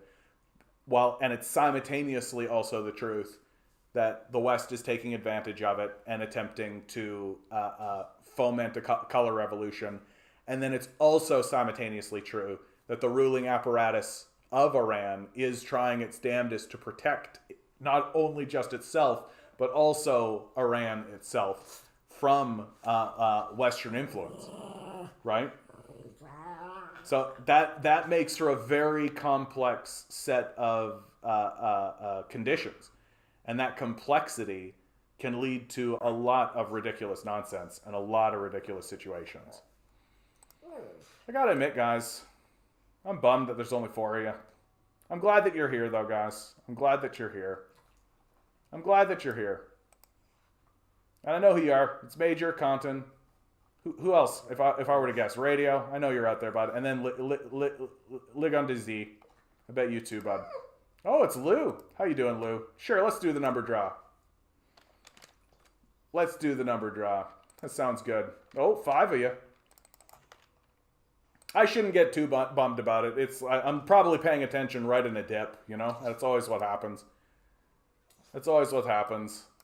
Grinning, good to see you, bud.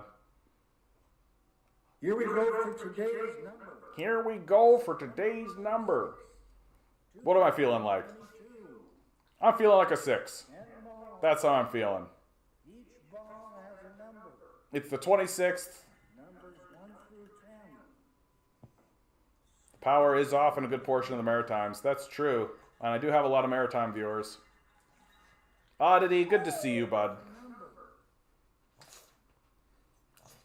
Here we go.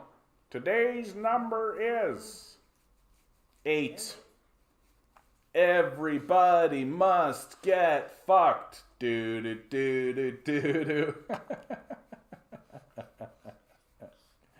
Yeah. Well,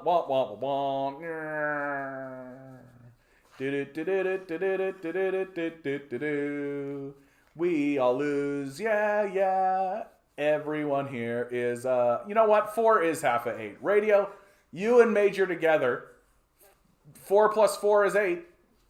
You did it. Together, that's the spirit of communism right there, right? That if you can't get it done by yourself, then you join forces, right? And you work together as comrades. And so while each of you by yourselves couldn't make it happen, together you're a winning team. We've done it. We've done it. We've justified the win. And you know what? I think that David Lynch would sit there and be like, you know, fair enough. Okay, that sounds great. I've been listening to some David Lynch interviews recently. And someone asked David Lynch, is it true that he was asked to direct the 3rd Star Wars movie? Right? Star Wars Return of the Jedi, I believe it was. Or it might have been Empire, but it doesn't matter. His response to it is so funny, man. He's like, yeah, George did ask me to do that. And I just said to George, you know, George, that's your movie. You should direct it. And that's it. Like, it's as simple an answer as that. Like, nothing, no profound, like, no big explanation, no big, like, here's my opportunity to tell you a 30-minute story about the conversation I had with George Lucas, and I'm going to impress you with my... No, none of that. Literally, like, yeah, George did ask me, and I said to him, you know, George, that's your movie. You should direct it.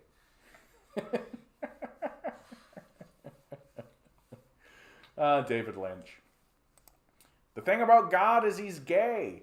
Do you wanna maybe expand on that? No. Absolutely perfect. Absolutely perfect. I'm so happy that we were blessed. That we were blessed with someone like David Lynch. What the heck is this? Get Daily News. Oh yeah, now it's gone. And I bet you if I do that, yep. Where's the line? Where's it go? Right there. But that covers up the chat. I can't win. I can't win. This is from Canada's National Observer. Vanuatu, the first country calling for a treaty to restrict fossil fuels at UN Assembly. I can't believe it's taken until 2022 for any country to call for a treaty to restrict fossil fuels. Like, it seems wild to me that we're so far behind. We're so far behind the curve on this. Like, literally, no one has stood up and said, maybe we should stop burning fossil fuels. Like, it's taken this long to get anybody to actually say, yeah, maybe that's a bad idea. On the floor of the United Nations General Assembly Friday, the president of Vanuatu called for a fossil fuel non-proliferation treaty, marking the first time a country has done so. The move signals a major turning point in the international fight against the industry whose products are the main driver of climate change. Every day, we are experiencing the debilitating consequences of the climate crisis, and the world is now demanding more ambitious action. Our youth are terrified of the future world we are handing to them through the expanding fossil fuel dependency, compromising intergenerational trust. Whoops. I lost everything. Compromising intergenerational trust and equity, said President Nikenaik Vurubaravu. Fundamental human rights are being violated, and we are measuring climate change not in degrees of Celsius or tons of carbon, but in human lives. We call for the development of a fossil fuel non-proliferation treaty to phase down coal, oil, and gas production in line with keeping global warming at 1.5 Celsius and enable a global just transition for every worker, community, and nation with fossil fuel dependence, he said. Vulnerable Pacific Island states have long been at the forefront of climate leadership, and Vanuatu's call builds on years of diplomatic efforts to curb fossil fuel production. 8 years ago, 14 Pacific Island nations met in the Solomon Islands to consider a treaty that would ban new fossil fuel development for signatories and commit them to renewable energy targets.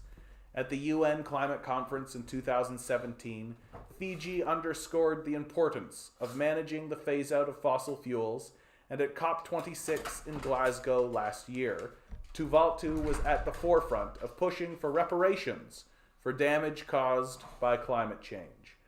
Inspired by nuclear weapon non-proliferation agreements, the Fossil Fuel Non-Proliferation Treaty Initiative was launched 2 years ago with support from civil society organizations.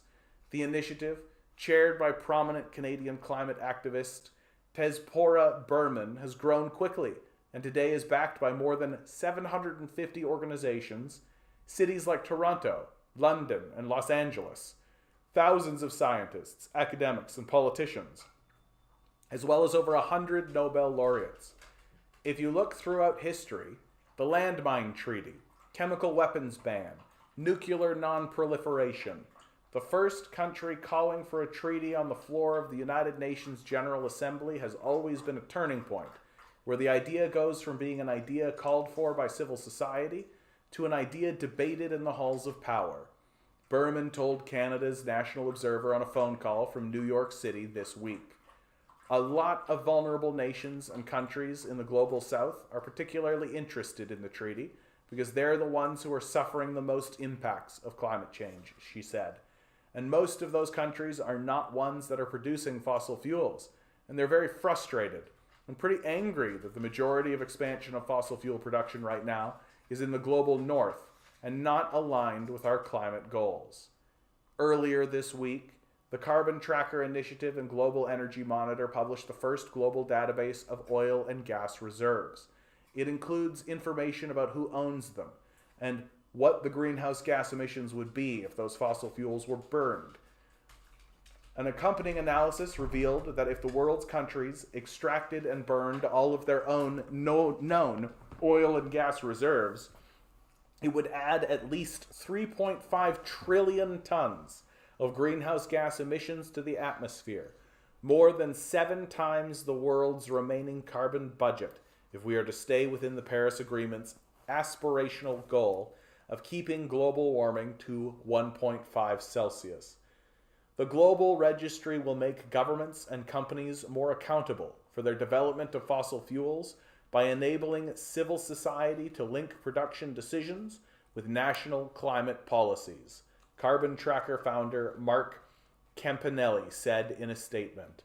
Campanelli added the registry will help banks and investors assess the risks of projects they invest in becoming worth less than expected as the global energy transition unfolds. The United States and Russia must keep the largest amount of their fossil fuel reserves unburned, according to the registry.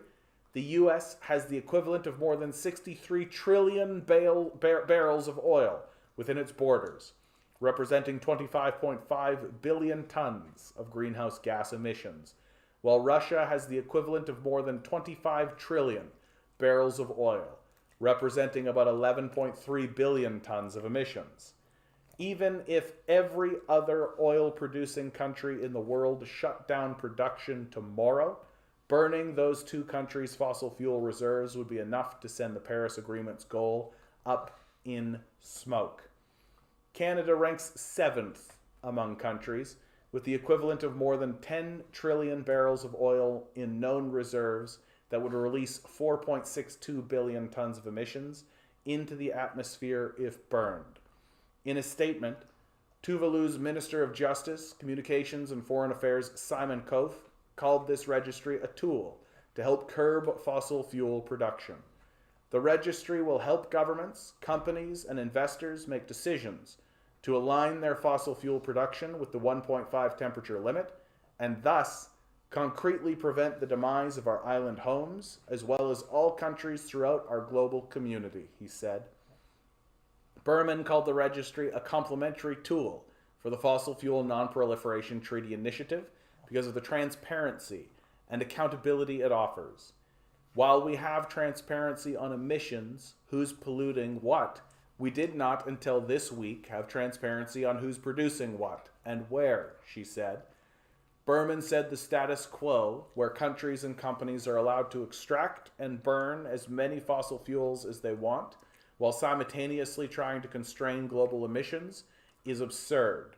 The only constraints on fossil fuel development, she said, are energy and financial markets, and markets are distorted by billions of dollars of fossil fuel subsidies.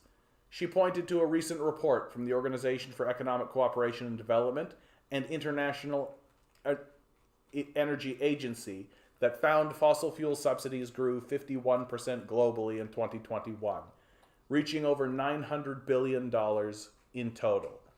We're distorting the markets. Governments are trying to keep their own fossil fuel production alive, and we're on track to build 110% more than the world can ever burn, or it will burn us.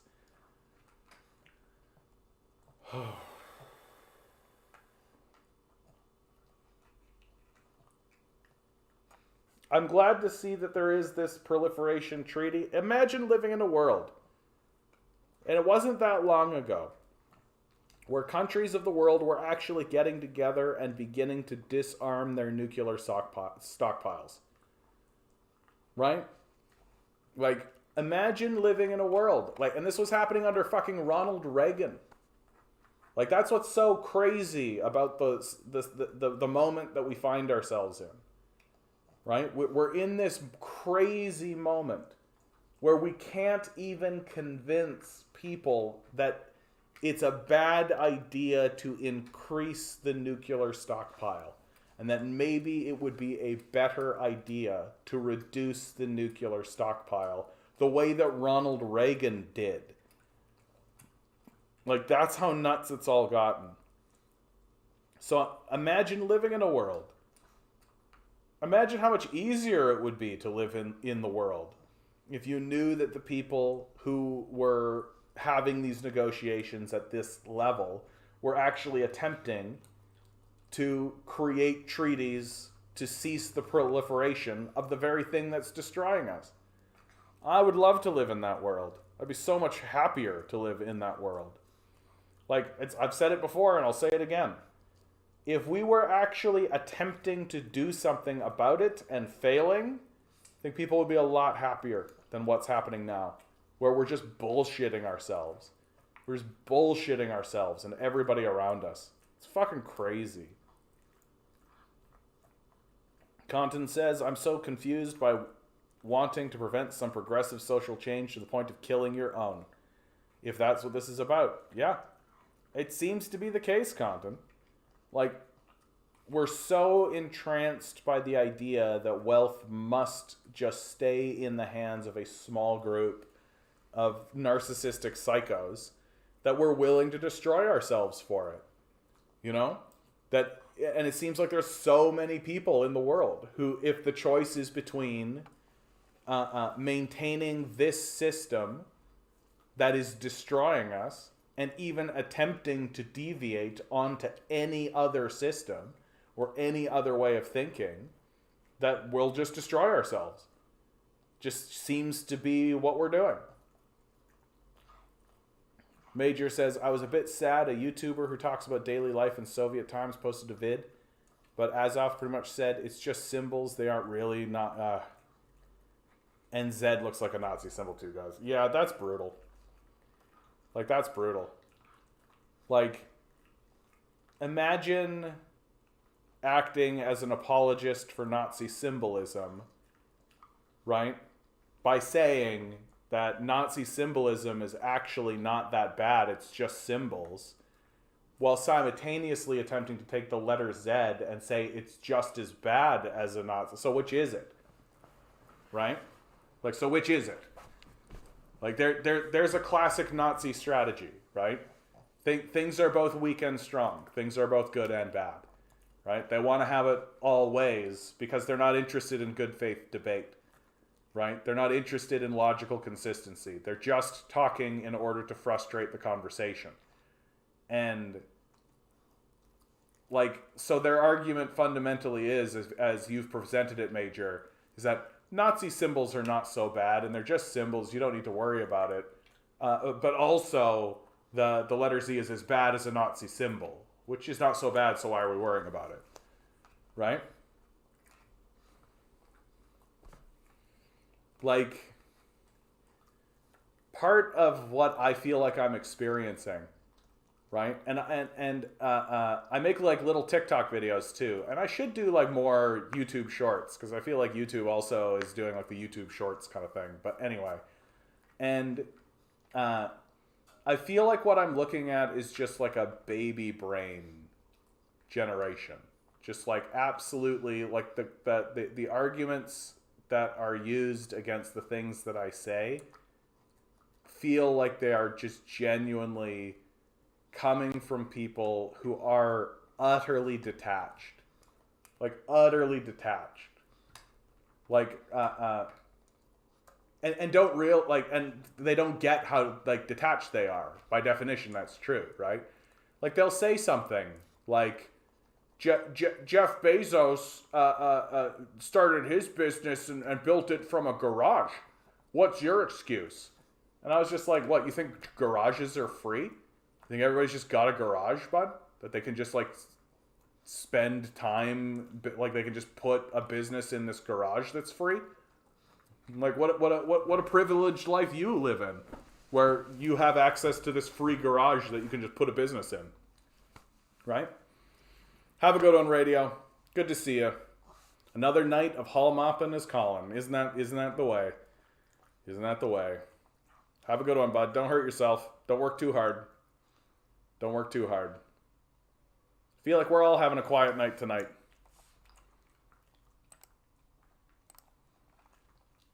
Oh, I loved this article. From Jared A. Brock, who is steadily becoming my favorite author. Billionaire monopolist Jeff Bezos is buying up single-family homes to rent-trap humanity forever. Why can't people understand? Money-hoarding dragons will not stop until they are stopped. There will come a point in history when most of humanity will understand the blindingly obvious mathematical and moral fact that is currently unthinkable to the vast majority of the voting populace. That investors are extractive parasites who weaponize capital to passively extract wealth from the contributor class. Nowhere is this more apparent than in the monopolization of housing for interest, aka for-profit landlording. For-profit landlording, as we and Adam Smith and all the classical economists have discussed, is a parasitical, non-contributing activity that simply monopolizes property in order to loan it to someone and receive it back with interest rebranded as rent. Rent interest is horrible for civil society for a whole host of reasons. It's anti-meritocratic, anti-contribution, and anti-production. It creates massive housing debt bubbles that are now so big that humanity has forgotten that before financialization, owning a house used to cost no more than 2 to 3 times the annual median salary of a single worker. It's mathematically unsustainable and leads to widespread poverty. Every single society in history that has allowed interest to exist unchecked has descended into debt serfdom, then oligarchy, then tyranny, then war, and total societal destruction. So naturally, billionaire oligarch Jeff Bezos wants in on the action. When will he stop? After making, but verifiably not earning, more than 148 billion through monopolization, predatory financialization, and the erosion of democracy, Jeff Bezos pulled a Rockefeller and retired from Amazon in order to set his sights on monopolizing other industries. But rather than setting his mind on monopolizing another low-stakes industry like books and dish detergent and sex toys, the centro-billionaire has decided to prey upon the most fundamental of human necessities: shelter. How genuinely evil do you have to be to buy up family homes, drive up rents, and squeeze the poor for all they're worth, or turn houses into hotels and leave people homeless when they can't afford to pay? Vampires in a dangerous time. Arrived homes. The name sounds nice, but the vile companies that Bezos just backed is a complete lie. Renters haven't arrived. A house is never a home for renters. In the words of mega predator David Ramsey and his radio show co-host, they say in the question that the renter has made their house their home. It's not their home. It's your home. It'll never be their home as long as they're renting it. And when you're a renter, you kind of know that. Renting is always camping. It's glorified camping. Here's how arrived homes work. 1. Using tons of cash and cheap credit that the average human being could never access, the corporation outbids local working contributor families and gobbles up single-family homes. 2. Having now achieved a monopoly over individual properties, the corporation rents them to the highest bidder, sometimes a working local family for more rent than they would have paid to own, and sometimes as a community-shattering holiday rental like Airbnb. Number 3, in order to minimize their exposure and risk of a crash, the corporation then sells shares of the rental properties under the guise of democratizing real estate and providing accessibility, while actually simply practicing monopolization for the purposes of extracting wealth from workers. This horrific practice is called financialization. You take a human necessity, like housing, and turn it into a financial product to be bought and sold in order to exploit the poor and enrich the rich.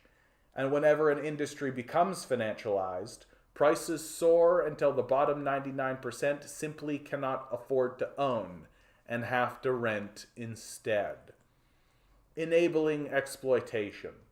Co-founded by a GM at the hyper-predator Uber, a social media manager, and a software engineer for an arms manufacturer, Arrived is backed by a who's who list of venture vultures, including Jeff Bezos, the current CEO of Uber, the former CEO of Zillow, and the former CEO of Invitation Homes, a shelter monopolist famous for scrutinizing rental income and oppressing tens of thousands of families. Arrived, of course, pretends like they're the good guys, with their website proudly proclaiming, "We're empowering the world to build wealth through modern real estate investing." Hilarious, right? An honest pitch would read, "We're empowering the rich to build wealth through exploiting poorer people in need of human shelter." At least they're honest about who their fiduciary is. Our team works to maximize returns for our investors. We maximize returns through data-driven decision-making, collaboration with local market experts, our powerful tools, and scaled efficiencies. In other words, Arrived is straight up admitting that they don't give a damn about the poor, the working class, real families, justice, democracy, or economic sustainability. They work for Jeff Bezos and his ilk to maximize their profits at any and all cost to the commons. Arrived is just another extraction machine in the parasite anti-economy, draining wealth and human time from the real economy. And investors are loving it. The number of active vultures has doubled in the past month, and they can now amass funding to gobble up a new house in just 2 hours. The startup is still small, but it's in growth mode and has massive backers that will ensure it blitzscales to an international landlorder on the scale of Blackstone or bigger.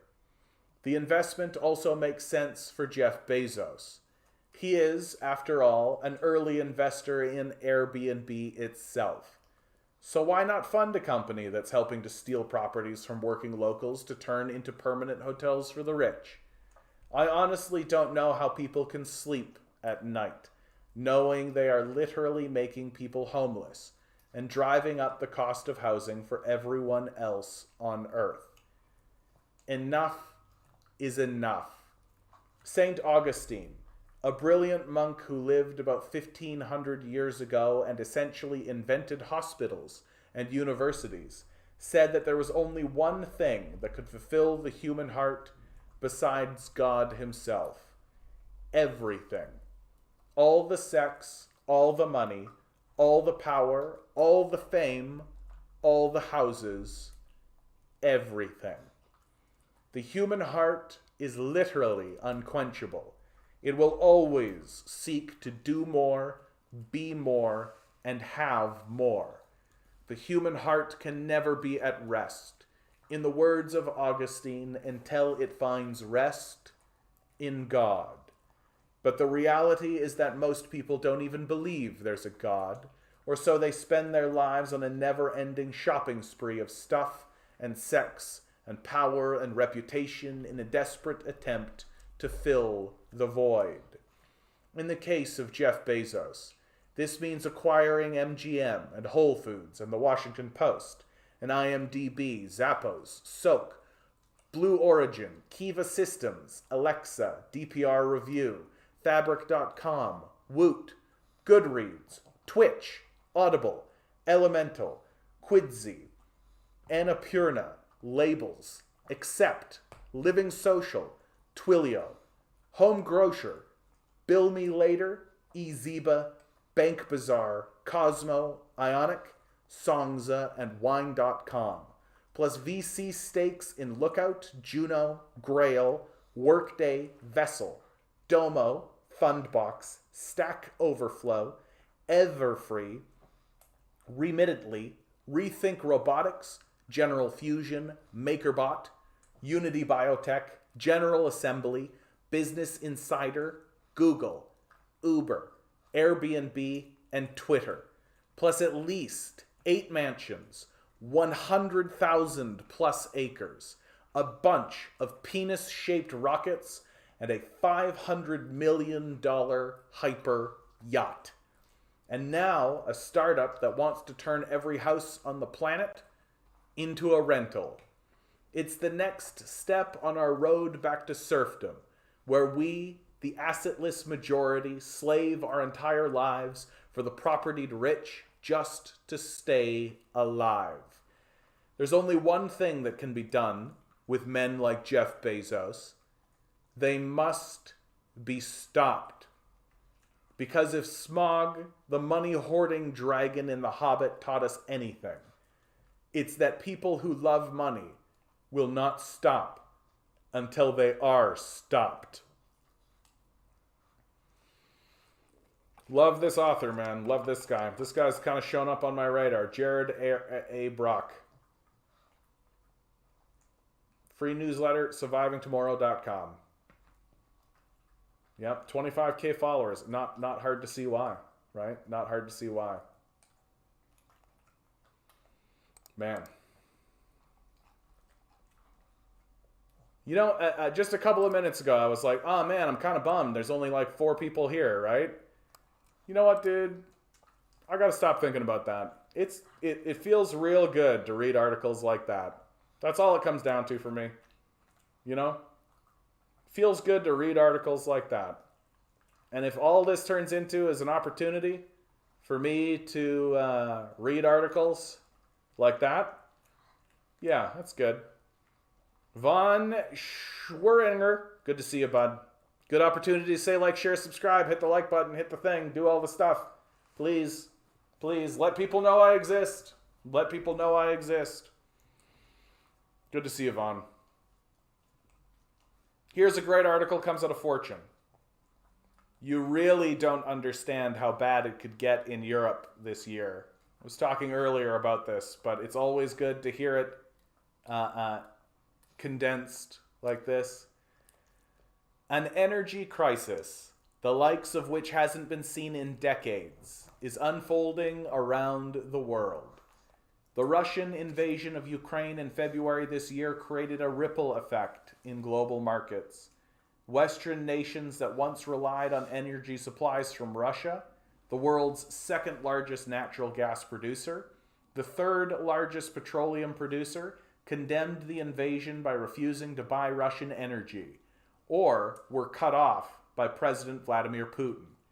Nowhere is this crisis more pronounced and more dangerous than in Europe, where a long-standing gambit on cheap Russian gas has backfired. At the onset of the war, the European Union's 27 member nations relied on Russia for 40% of their natural gas, and the second most common energy source in Europe behind petroleum oil. But now, with Russian supplies limited, the benchmark price of natural gas in Europe has more than doubled over the past year, and both consumers and corporations are getting hit hard. Electricity bills have already tripled in many places. Some coffee shops and restaurants have seen monthly bills rise from 2,000 euro a year to 7,000 euros now, and major industries have started furloughing workers and cutting back on expenses due to high electrical bills. The situation is so dire that governments that previously renounced fossil fuels and nuclear power are desperately reopening shuttered coal plants and nuclear sites and nationalizing utility companies to save them from going bankrupt. But as bad as it is now, these might still be the good days for Europe. With winter and higher gas demand on the way, experts told Fortune that Europe's energy market has never been more vulnerable. Even the slightest uptick in energy demand anywhere in the world could push entire sectors of Europe's manufacturing industry to shut down entirely, devastating European economies with a wave of unemployment, high prices, and in all likelihood, public unrest and divisions between European nations. Prices are at historically record levels. We have never seen anything actually like this. Tatiana Metrova, a research fellow with Columbia University's Center on Global Energy Policy, told Fortune. This will become quite painful. Trying to prepare for a crisis. As soon as the war began in Ukraine, European nations scrambled to secure their energy systems against disruptions of natural gas supply from Russia. They had two options: increase supply of gas coming into the continent, or reduce the demand. First, Europe turned to the supply side to resolve the mounting energy crisis by diversifying the countries that supply natural gas to the bloc and reduce its reliance on Russian flows. EU countries looked to Qatar, the US, and Central Asian nations to strike trade deals for both natural gas and LNG, liquefied natural gas, a more easily transportable form of gas that can be shipped by sea rather than flowed through pipelines. But trying to solve the crisis on the supply side comes with a catch. Time.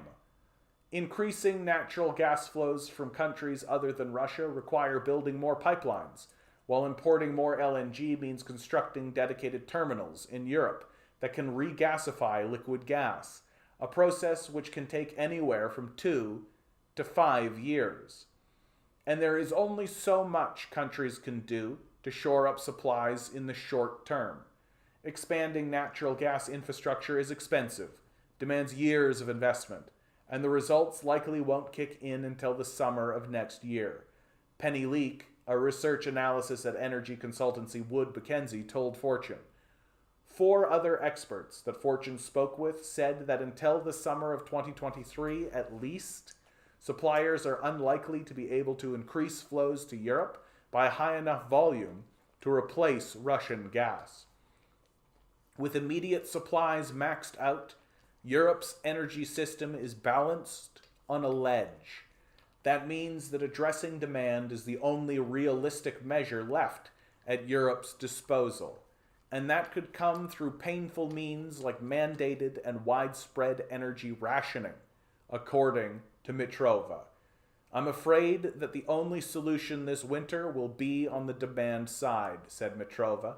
I think it will be quite difficult to avoid some sort of rationing and restrictions in gas demand.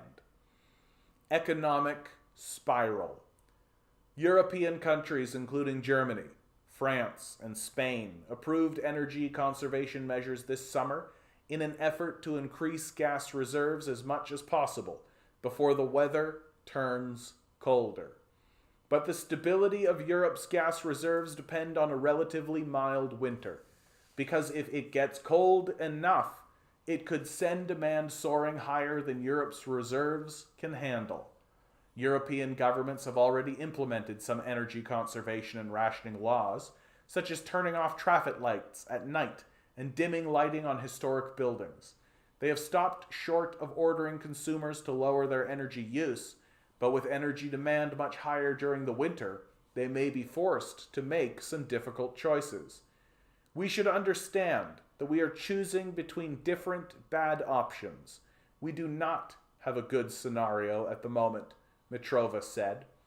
Reducing gas demand in Europe, either through rationing or high prices, could have a prolonged and debilitating effect on Europe's society, and it's already having destabilizing consequences for some industries and economies.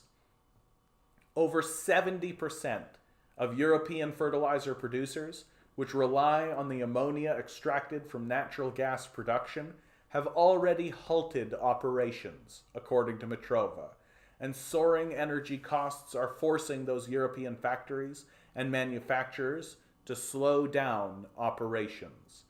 But the worst case scenario would be a shutdown of European manufacturing industries most reliant on natural gas, including glassmakers and steel companies. A big thing that we will be seeing in the next few weeks, months, and into 2023 will be how this situation of sustained very high gas prices and electrical prices could impact industrial activity. Mauro Chavez, research director of European gas at Wood Mackenzie, told Fortune, adding that many of these more sensitive industries may be forced to shut down soon because of energy prices. Chavez added that so far, most European factories have only reduced their capacity rather than shut down entirely. But industrial plants that rely on natural gas for electricity or are located in countries where gas plays a bigger role in the energy mix could start shutting down soon because of unbearably high costs. This week, Europe's largest car company, Volkswagen, suggested that high electrical bills could lead the company to relocate its production capacity from countries that were highly dependent on Russian gas, including Germany, the Czech Republic, and Slovakia, to southwestern European nations which have access to more diversified energy streams, including LNG terminals. A new type of energy crisis. The crisis could not have come at a worse time for Europe, as the continent's energy system is still recovering from a summer of extreme weather and worker strikes slowing operations. Combined with these challenges, this crunch could be one of the worst energy crises on the continent since the 1970s.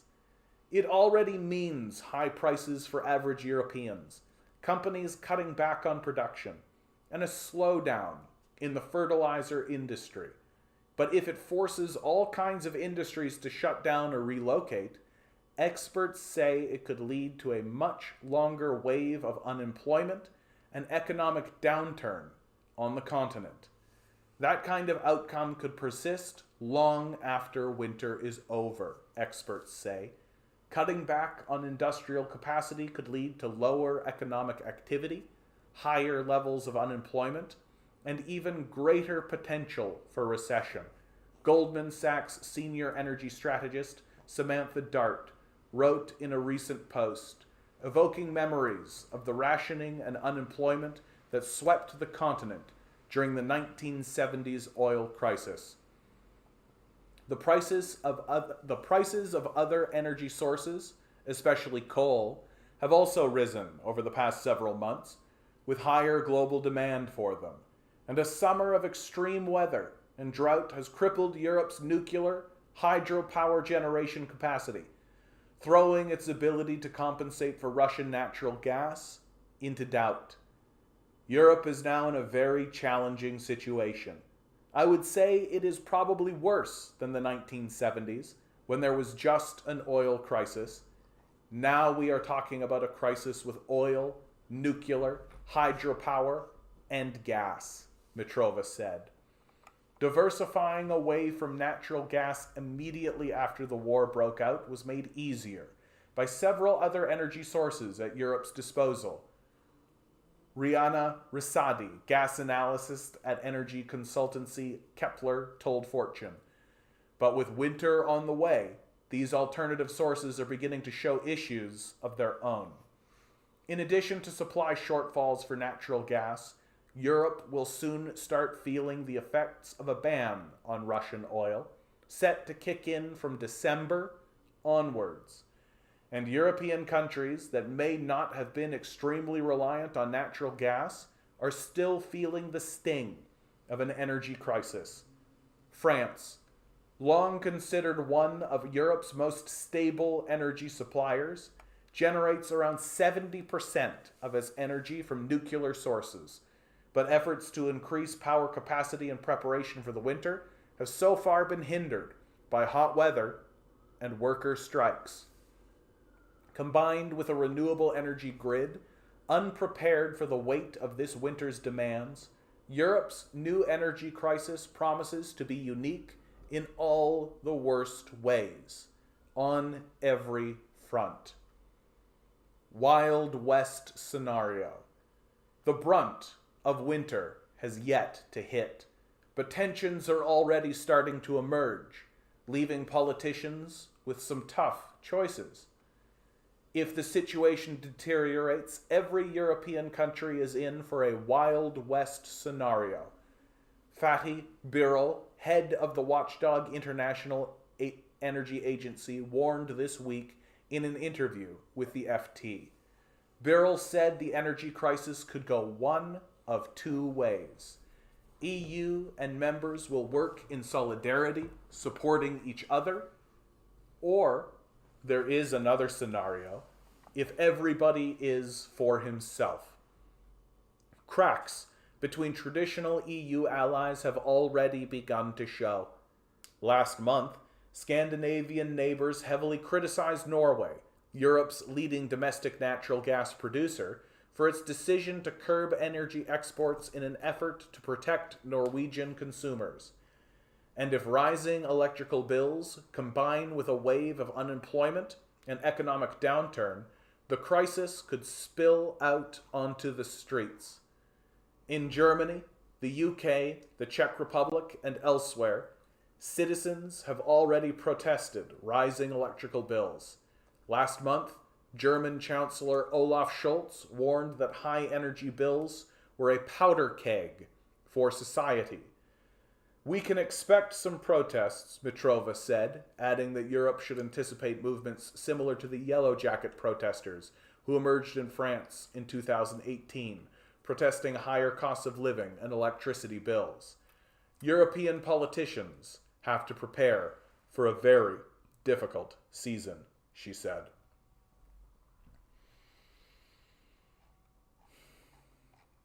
I think the real strength of this piece is that unlike most of the dreck that we're being spoon-fed by the media, is that it admitted first and foremost that the policy to sanction Russia has backfired, which I think is fundamentally the truth.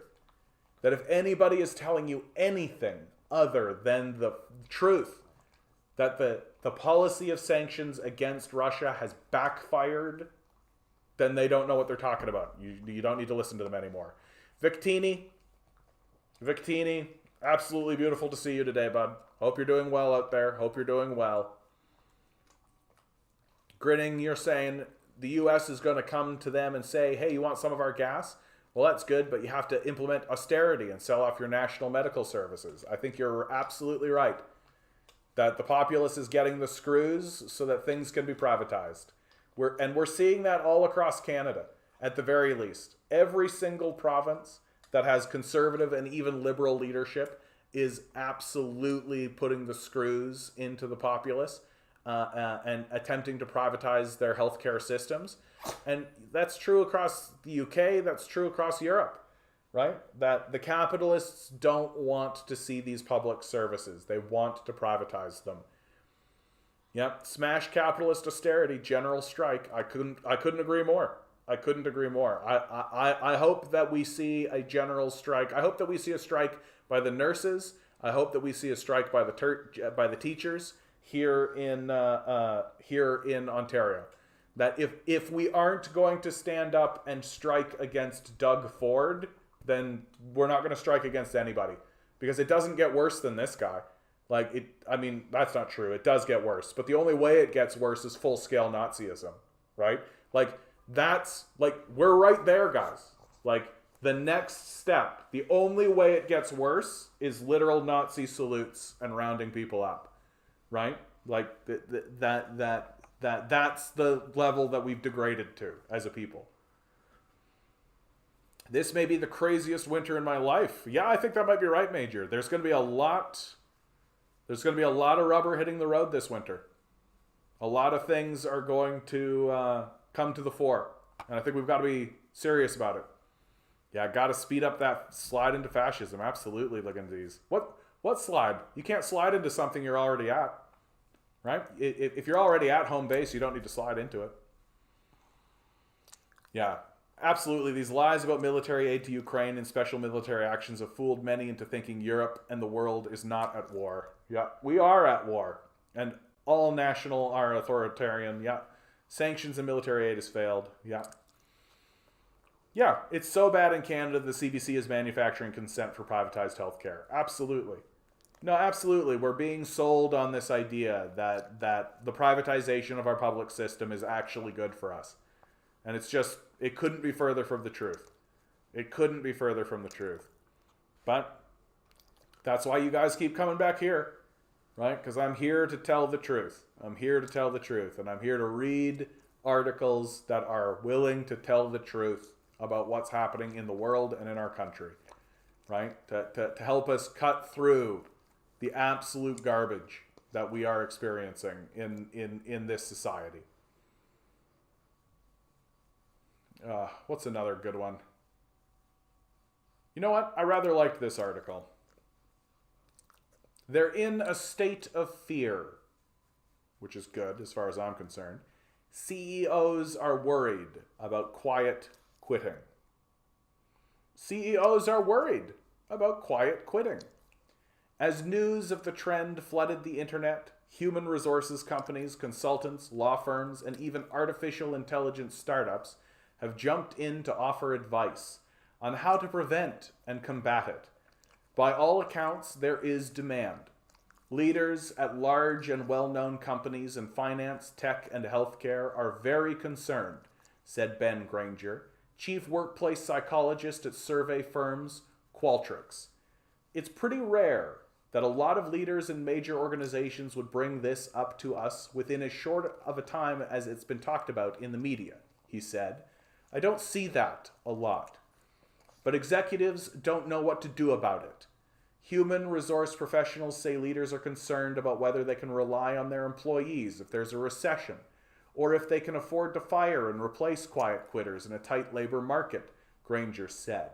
Leaders are worried they won't be able to spot it spreading under their noses. A lot of leaders and clients I work with, some for the first time in 30 years, they're in a state of fear as an employer, says Erica Dewan, workplace consultant and author of a book about remote and hybrid work. They feel they have to keep people that aren't performing. Especially scary for leaders is the invisible nature of the trend, according to Granger. In a remote or hybrid environment, the classic signs that an employee is checked out, like tardiness or absenteeism, can be harder to spot. While their first reaction is often to blame quiet quitting on laziness, Granger said many come to realize that it's actually a management problem.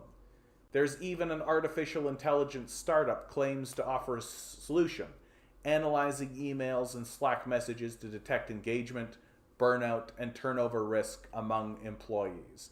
Hard to imagine why people are checking out of your workplace while you're literally designing dystopian robots to spy on them and then turning around and blaming the problem on management while you actively seek to try to find ways to root people out and treat them like fucking cattle, right? Real tough to figure this one out. Like, this is how absolutely detached our leadership and our rulers have become. That they do not view us as people with souls, emotions, and spirits. That they do not think that we want to do things that are valuable, that contribute in valuable ways. That they literally think that we are the same as cows. However, chief human resource officers tend to be less freaked out about all the talk of quiet quitting than others in the C-suite, according to Carolyn Wash, vice president in the human resource practice at consulting firm Gartner. Since they've spent years focusing on and talking about burnout, the phenomenon comes as less of a surprise. They could be underestimating the issue. More than half of HR professionals from a range of industries surveyed in late August were concerned about quiet quitting, according to a Society for Human Resource Management poll of over 1,200. Yet only about a third think it's happening in their own organization, a perception that doesn't align with Gallup's recent estimate that a full 50% of the US workforce can be considered quiet quitters. While it's hard to say how much more quiet quitting is happening since the trend went viral, Granger said the fact more people are talking about it is itself significant because it's more likely to catch on and spread. Now you've got a big problem, he said.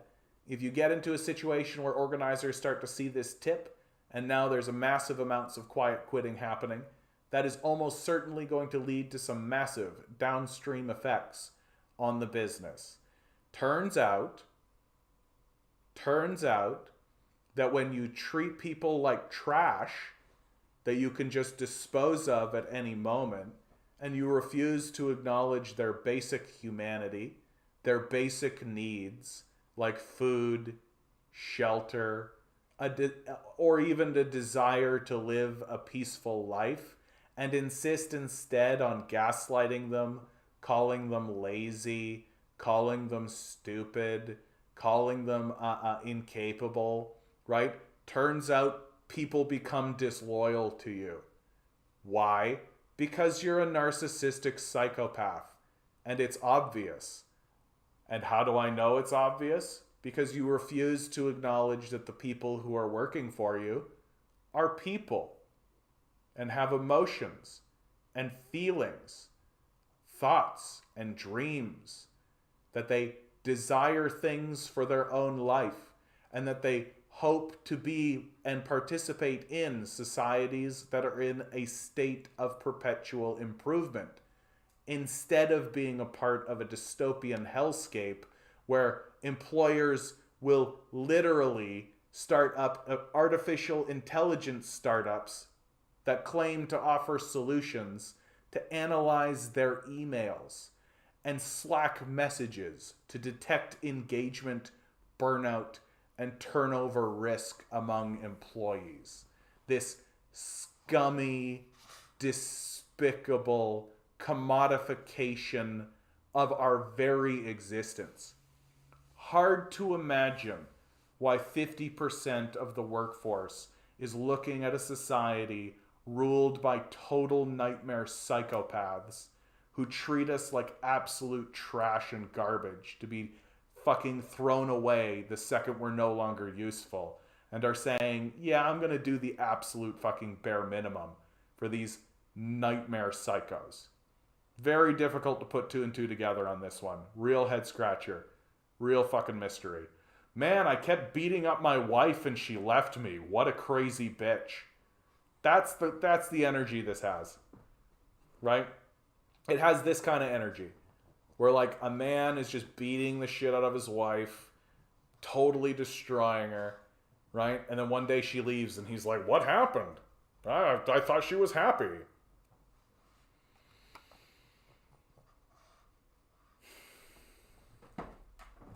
I want to quiet quit and I'm self-employed. What a great one, Lou. I feel you on that though, dude. Like the whole fucking society is bullshit. Like I don't want to participate in this. Like I don't. I don't want to participate in this. Like I feel like I'm quite fortunate because the capitalist job that I have found, right? I have found my groove. Right, I'm quite pleased with what's happening. Although I think we've got new owners, and so we're due for some kind of internal labor struggle. It's going to happen soon, but that is as it is. So why do you want to put in on any of this? Everybody's just a commodity, right? You never end up talking to people. One of my favorite things about how I live in the world is that I refuse to treat people like commodities. I refuse to do it.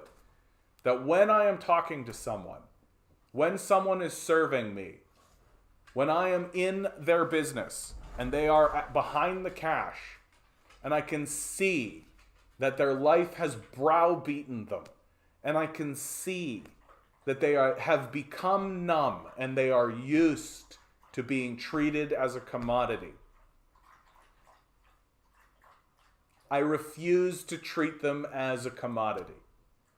And I have been with people. I have gone out with people I consider friends and people I respect. And our waitress has come over and I have watched that person treat that waitress as a commodity.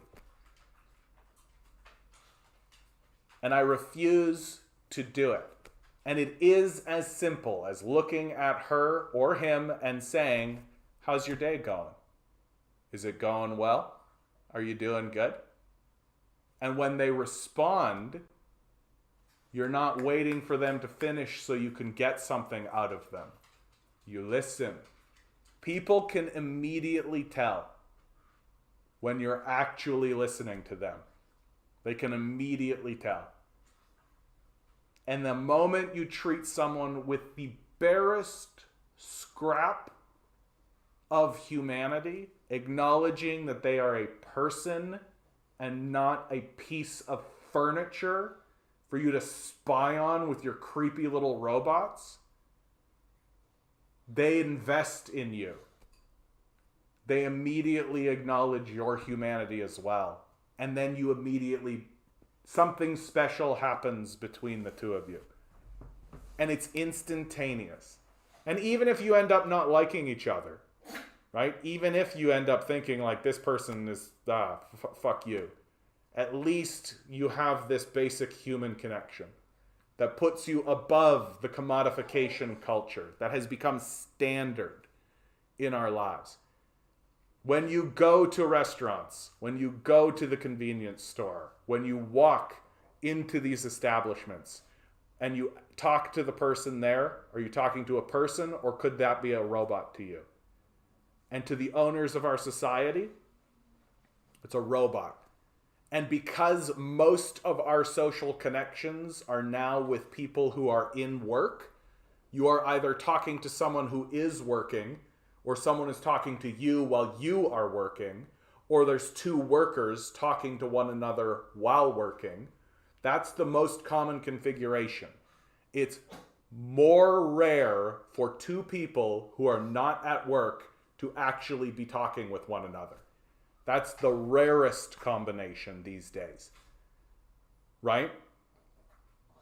And so we get all of this practice treating each other like commodities. So that when we finally get into a situation where we are talking to one another as non-commodities, we don't know how to do it.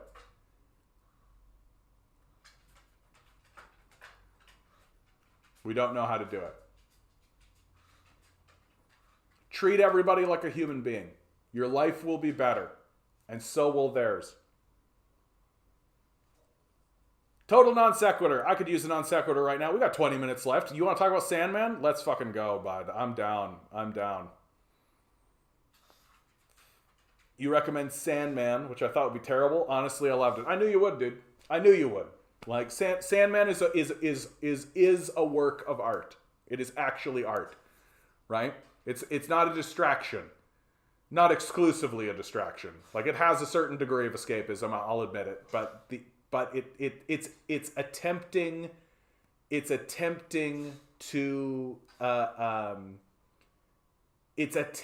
to have bigger conversations about what is humanity, and it's doing it through this really interesting.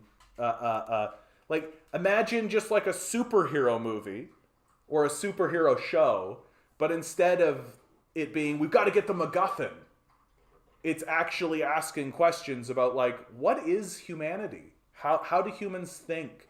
Why do humans dream? What are passions? Why are we interested in this? What is things like Schadenfreude? Like I always mispronounce this, but the pleasure of someone else's misfortune. What are these ideas? And to tell them within the confines of an interesting story that is constantly unfolding.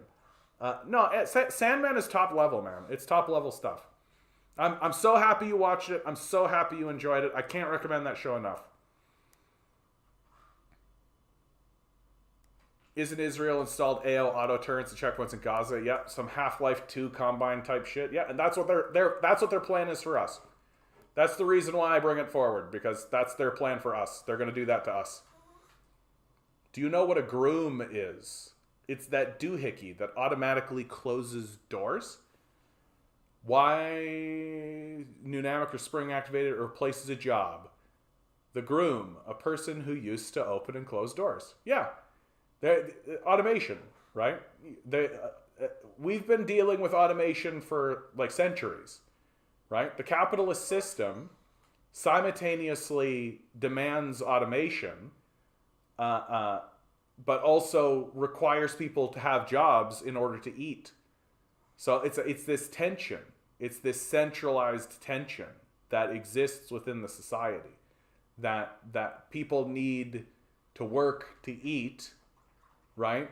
But the capitalists constantly are incentivized to automate roles and jobs, right? So once again, we see the culprit is capital, right? That's something that we should all be celebrating, the automation of a task, right? Everybody should always 100% of the time be celebrating the automation of a task. But we have built into our failure of a society that the automation of a task comes with the discarding of a human life.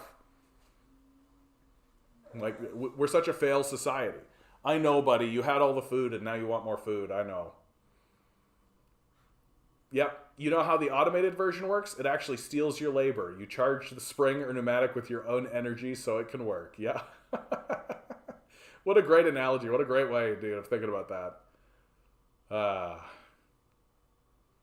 Yeah, why I work alone. I can't commodify my coworkers. Yeah. Oh, yeah. It's a very... We're all doing our best in that regard, right? Like, you try not to exploit the people around you, right? We try not to exploit the people around you, but sometimes it's unavoidable, right? Sometimes it's unavoidable.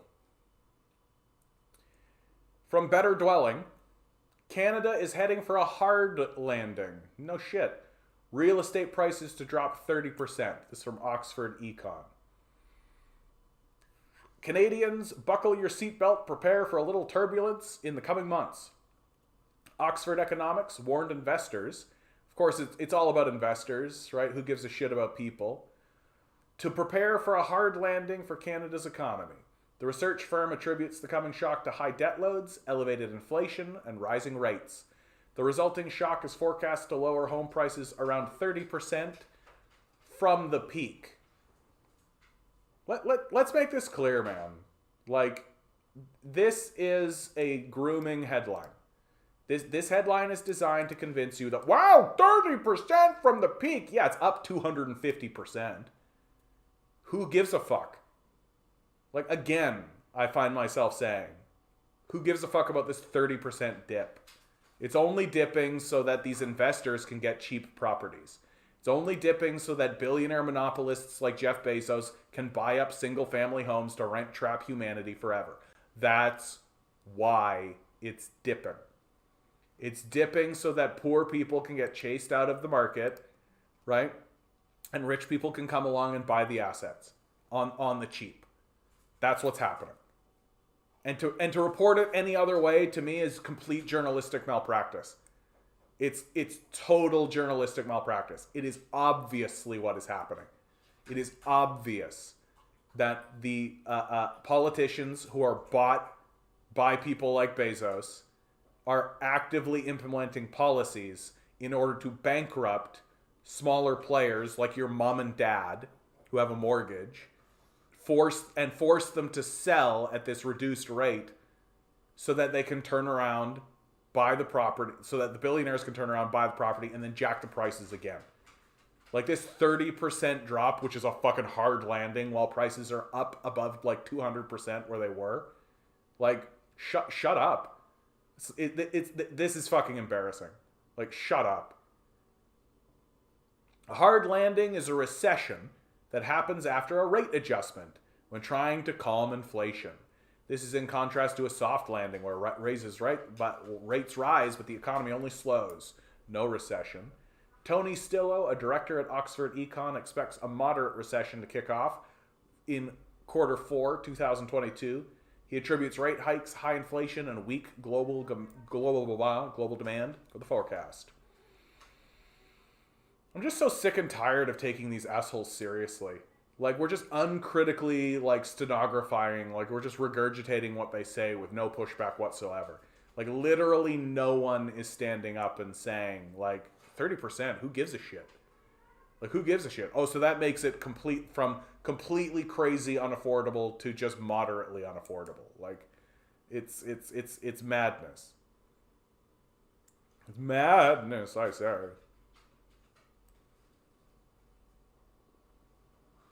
Yeah, in this scenario, the benchmark home price would remain 7% higher than pre-COVID levels. Our forecast for a 30% housing correction returns the benchmark home price to its late 2020 level, since it only partially erases the 50% pandemic surge. Who gives a fuck? Why are you talking? Why are you saying this is a hard landing? Like, Jesus fucking Christ. These people are assholes. These people are just psychotic assholes.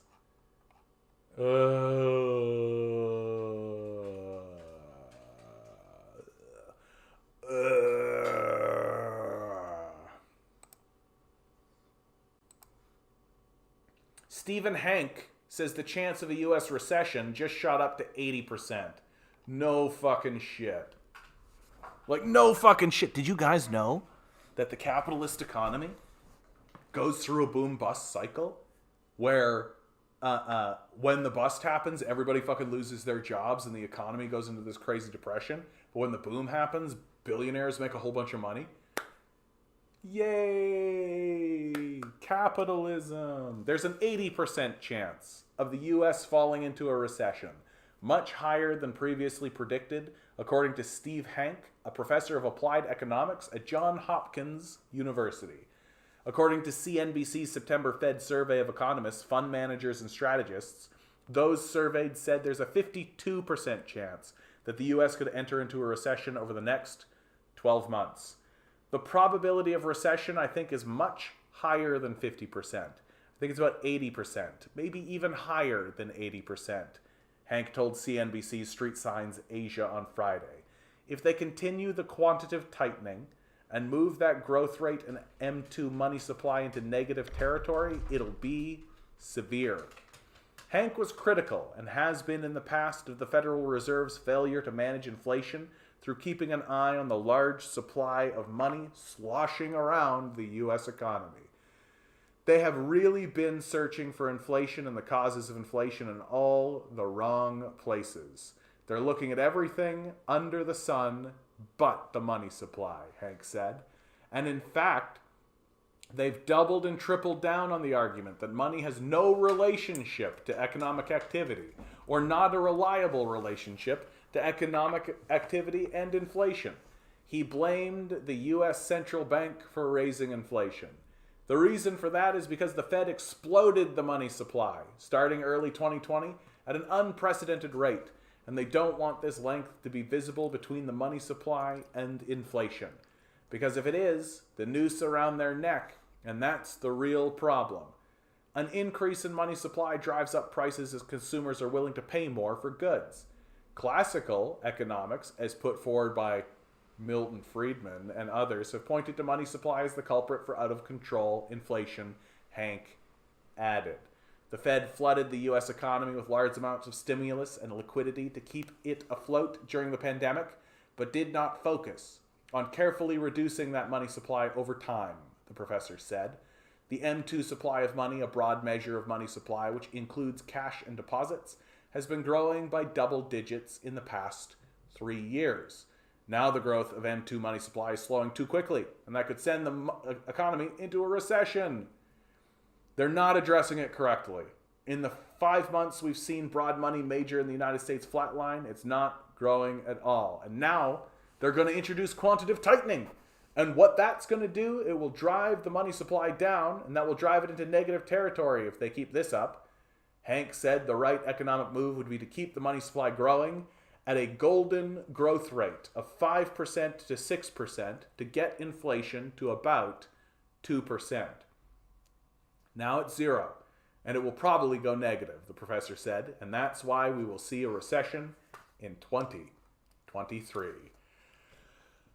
That's a fun article, right? I mean, the second you say Milton Friedman, I immediately get like a red light going off and be like, oh, we're in religious territory, right? We're in religious territory. We're dealing with religious ideologues, right? Like, look, inflation is just corporations raising prices.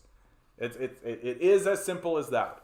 Like, I can buy into the argument that increasing the money supply can have an impact on inflation. It makes sense, right?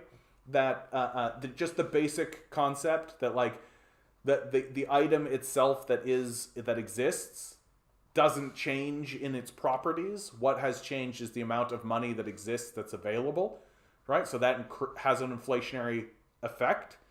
But if you're telling me that you've got an inflation of about 10%, between 7 to 10%, right? Well, the money supply did not increase by 7 to 10%, right? No, of course, Pierre. I don't think Pierre reads economic textbooks. First of all, like I don't think he reads economic stuff, but he just like the religious ideology of neoliberalism is like Milton Friedman stuff, right? Like it doesn't. It's not economics. Like it really isn't. Like if you read Adam Smith and you read Milton Friedman, you're basically like, okay, one of these guys is an economist, and one of these guys is a religious ideologue. And it doesn't take a genius to figure out which one, right?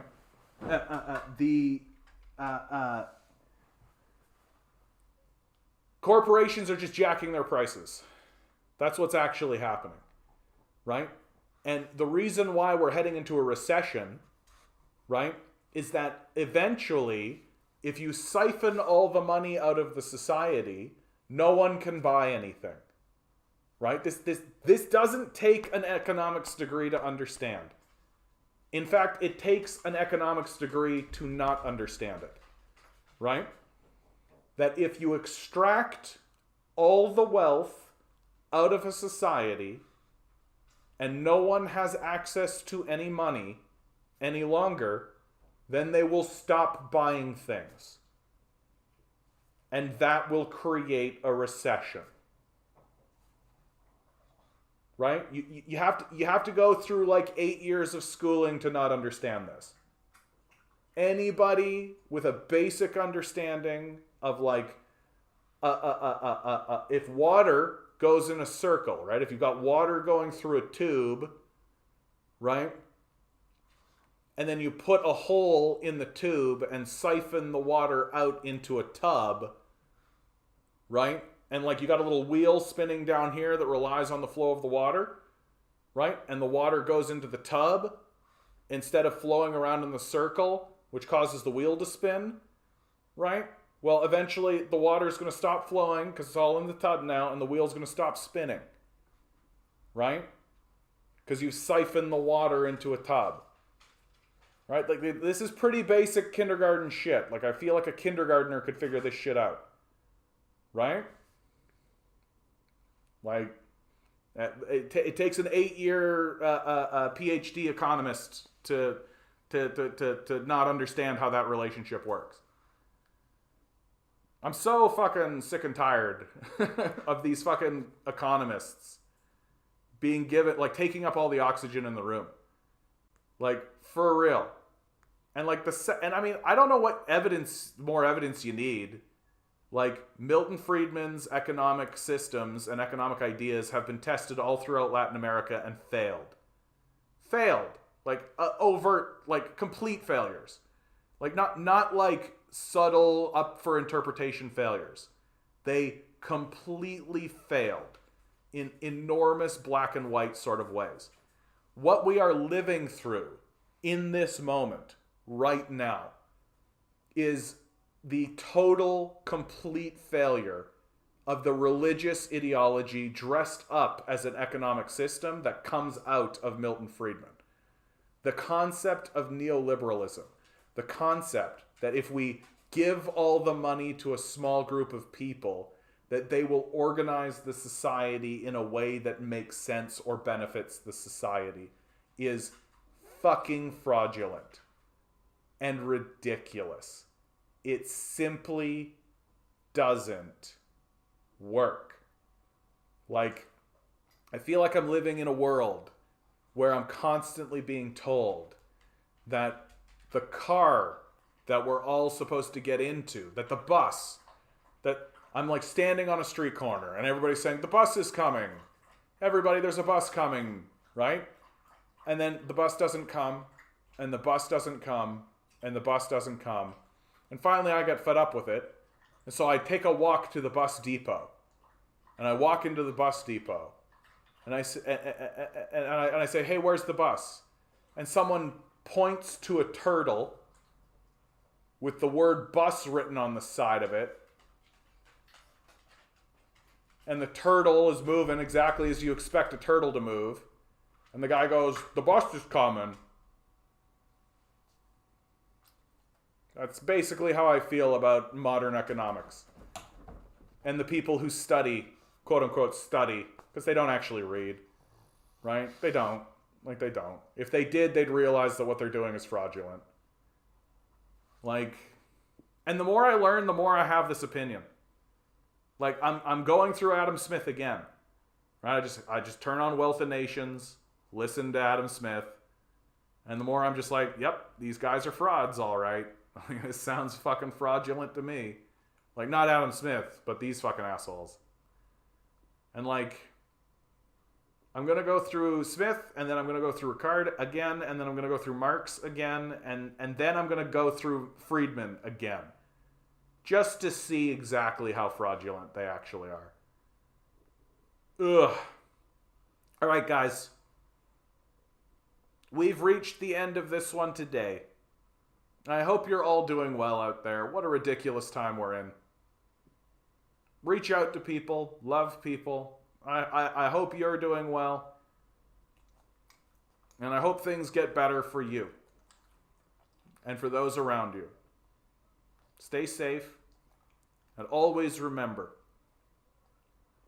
each and every one of you is a quantum being, walking around in quantum energy. These billionaires are doing everything they can to ensure that you'll never realize it. You'll just stay the good little commodity that they need you to be. Rebel. Revolt. Repent. Good luck. We're going to need it.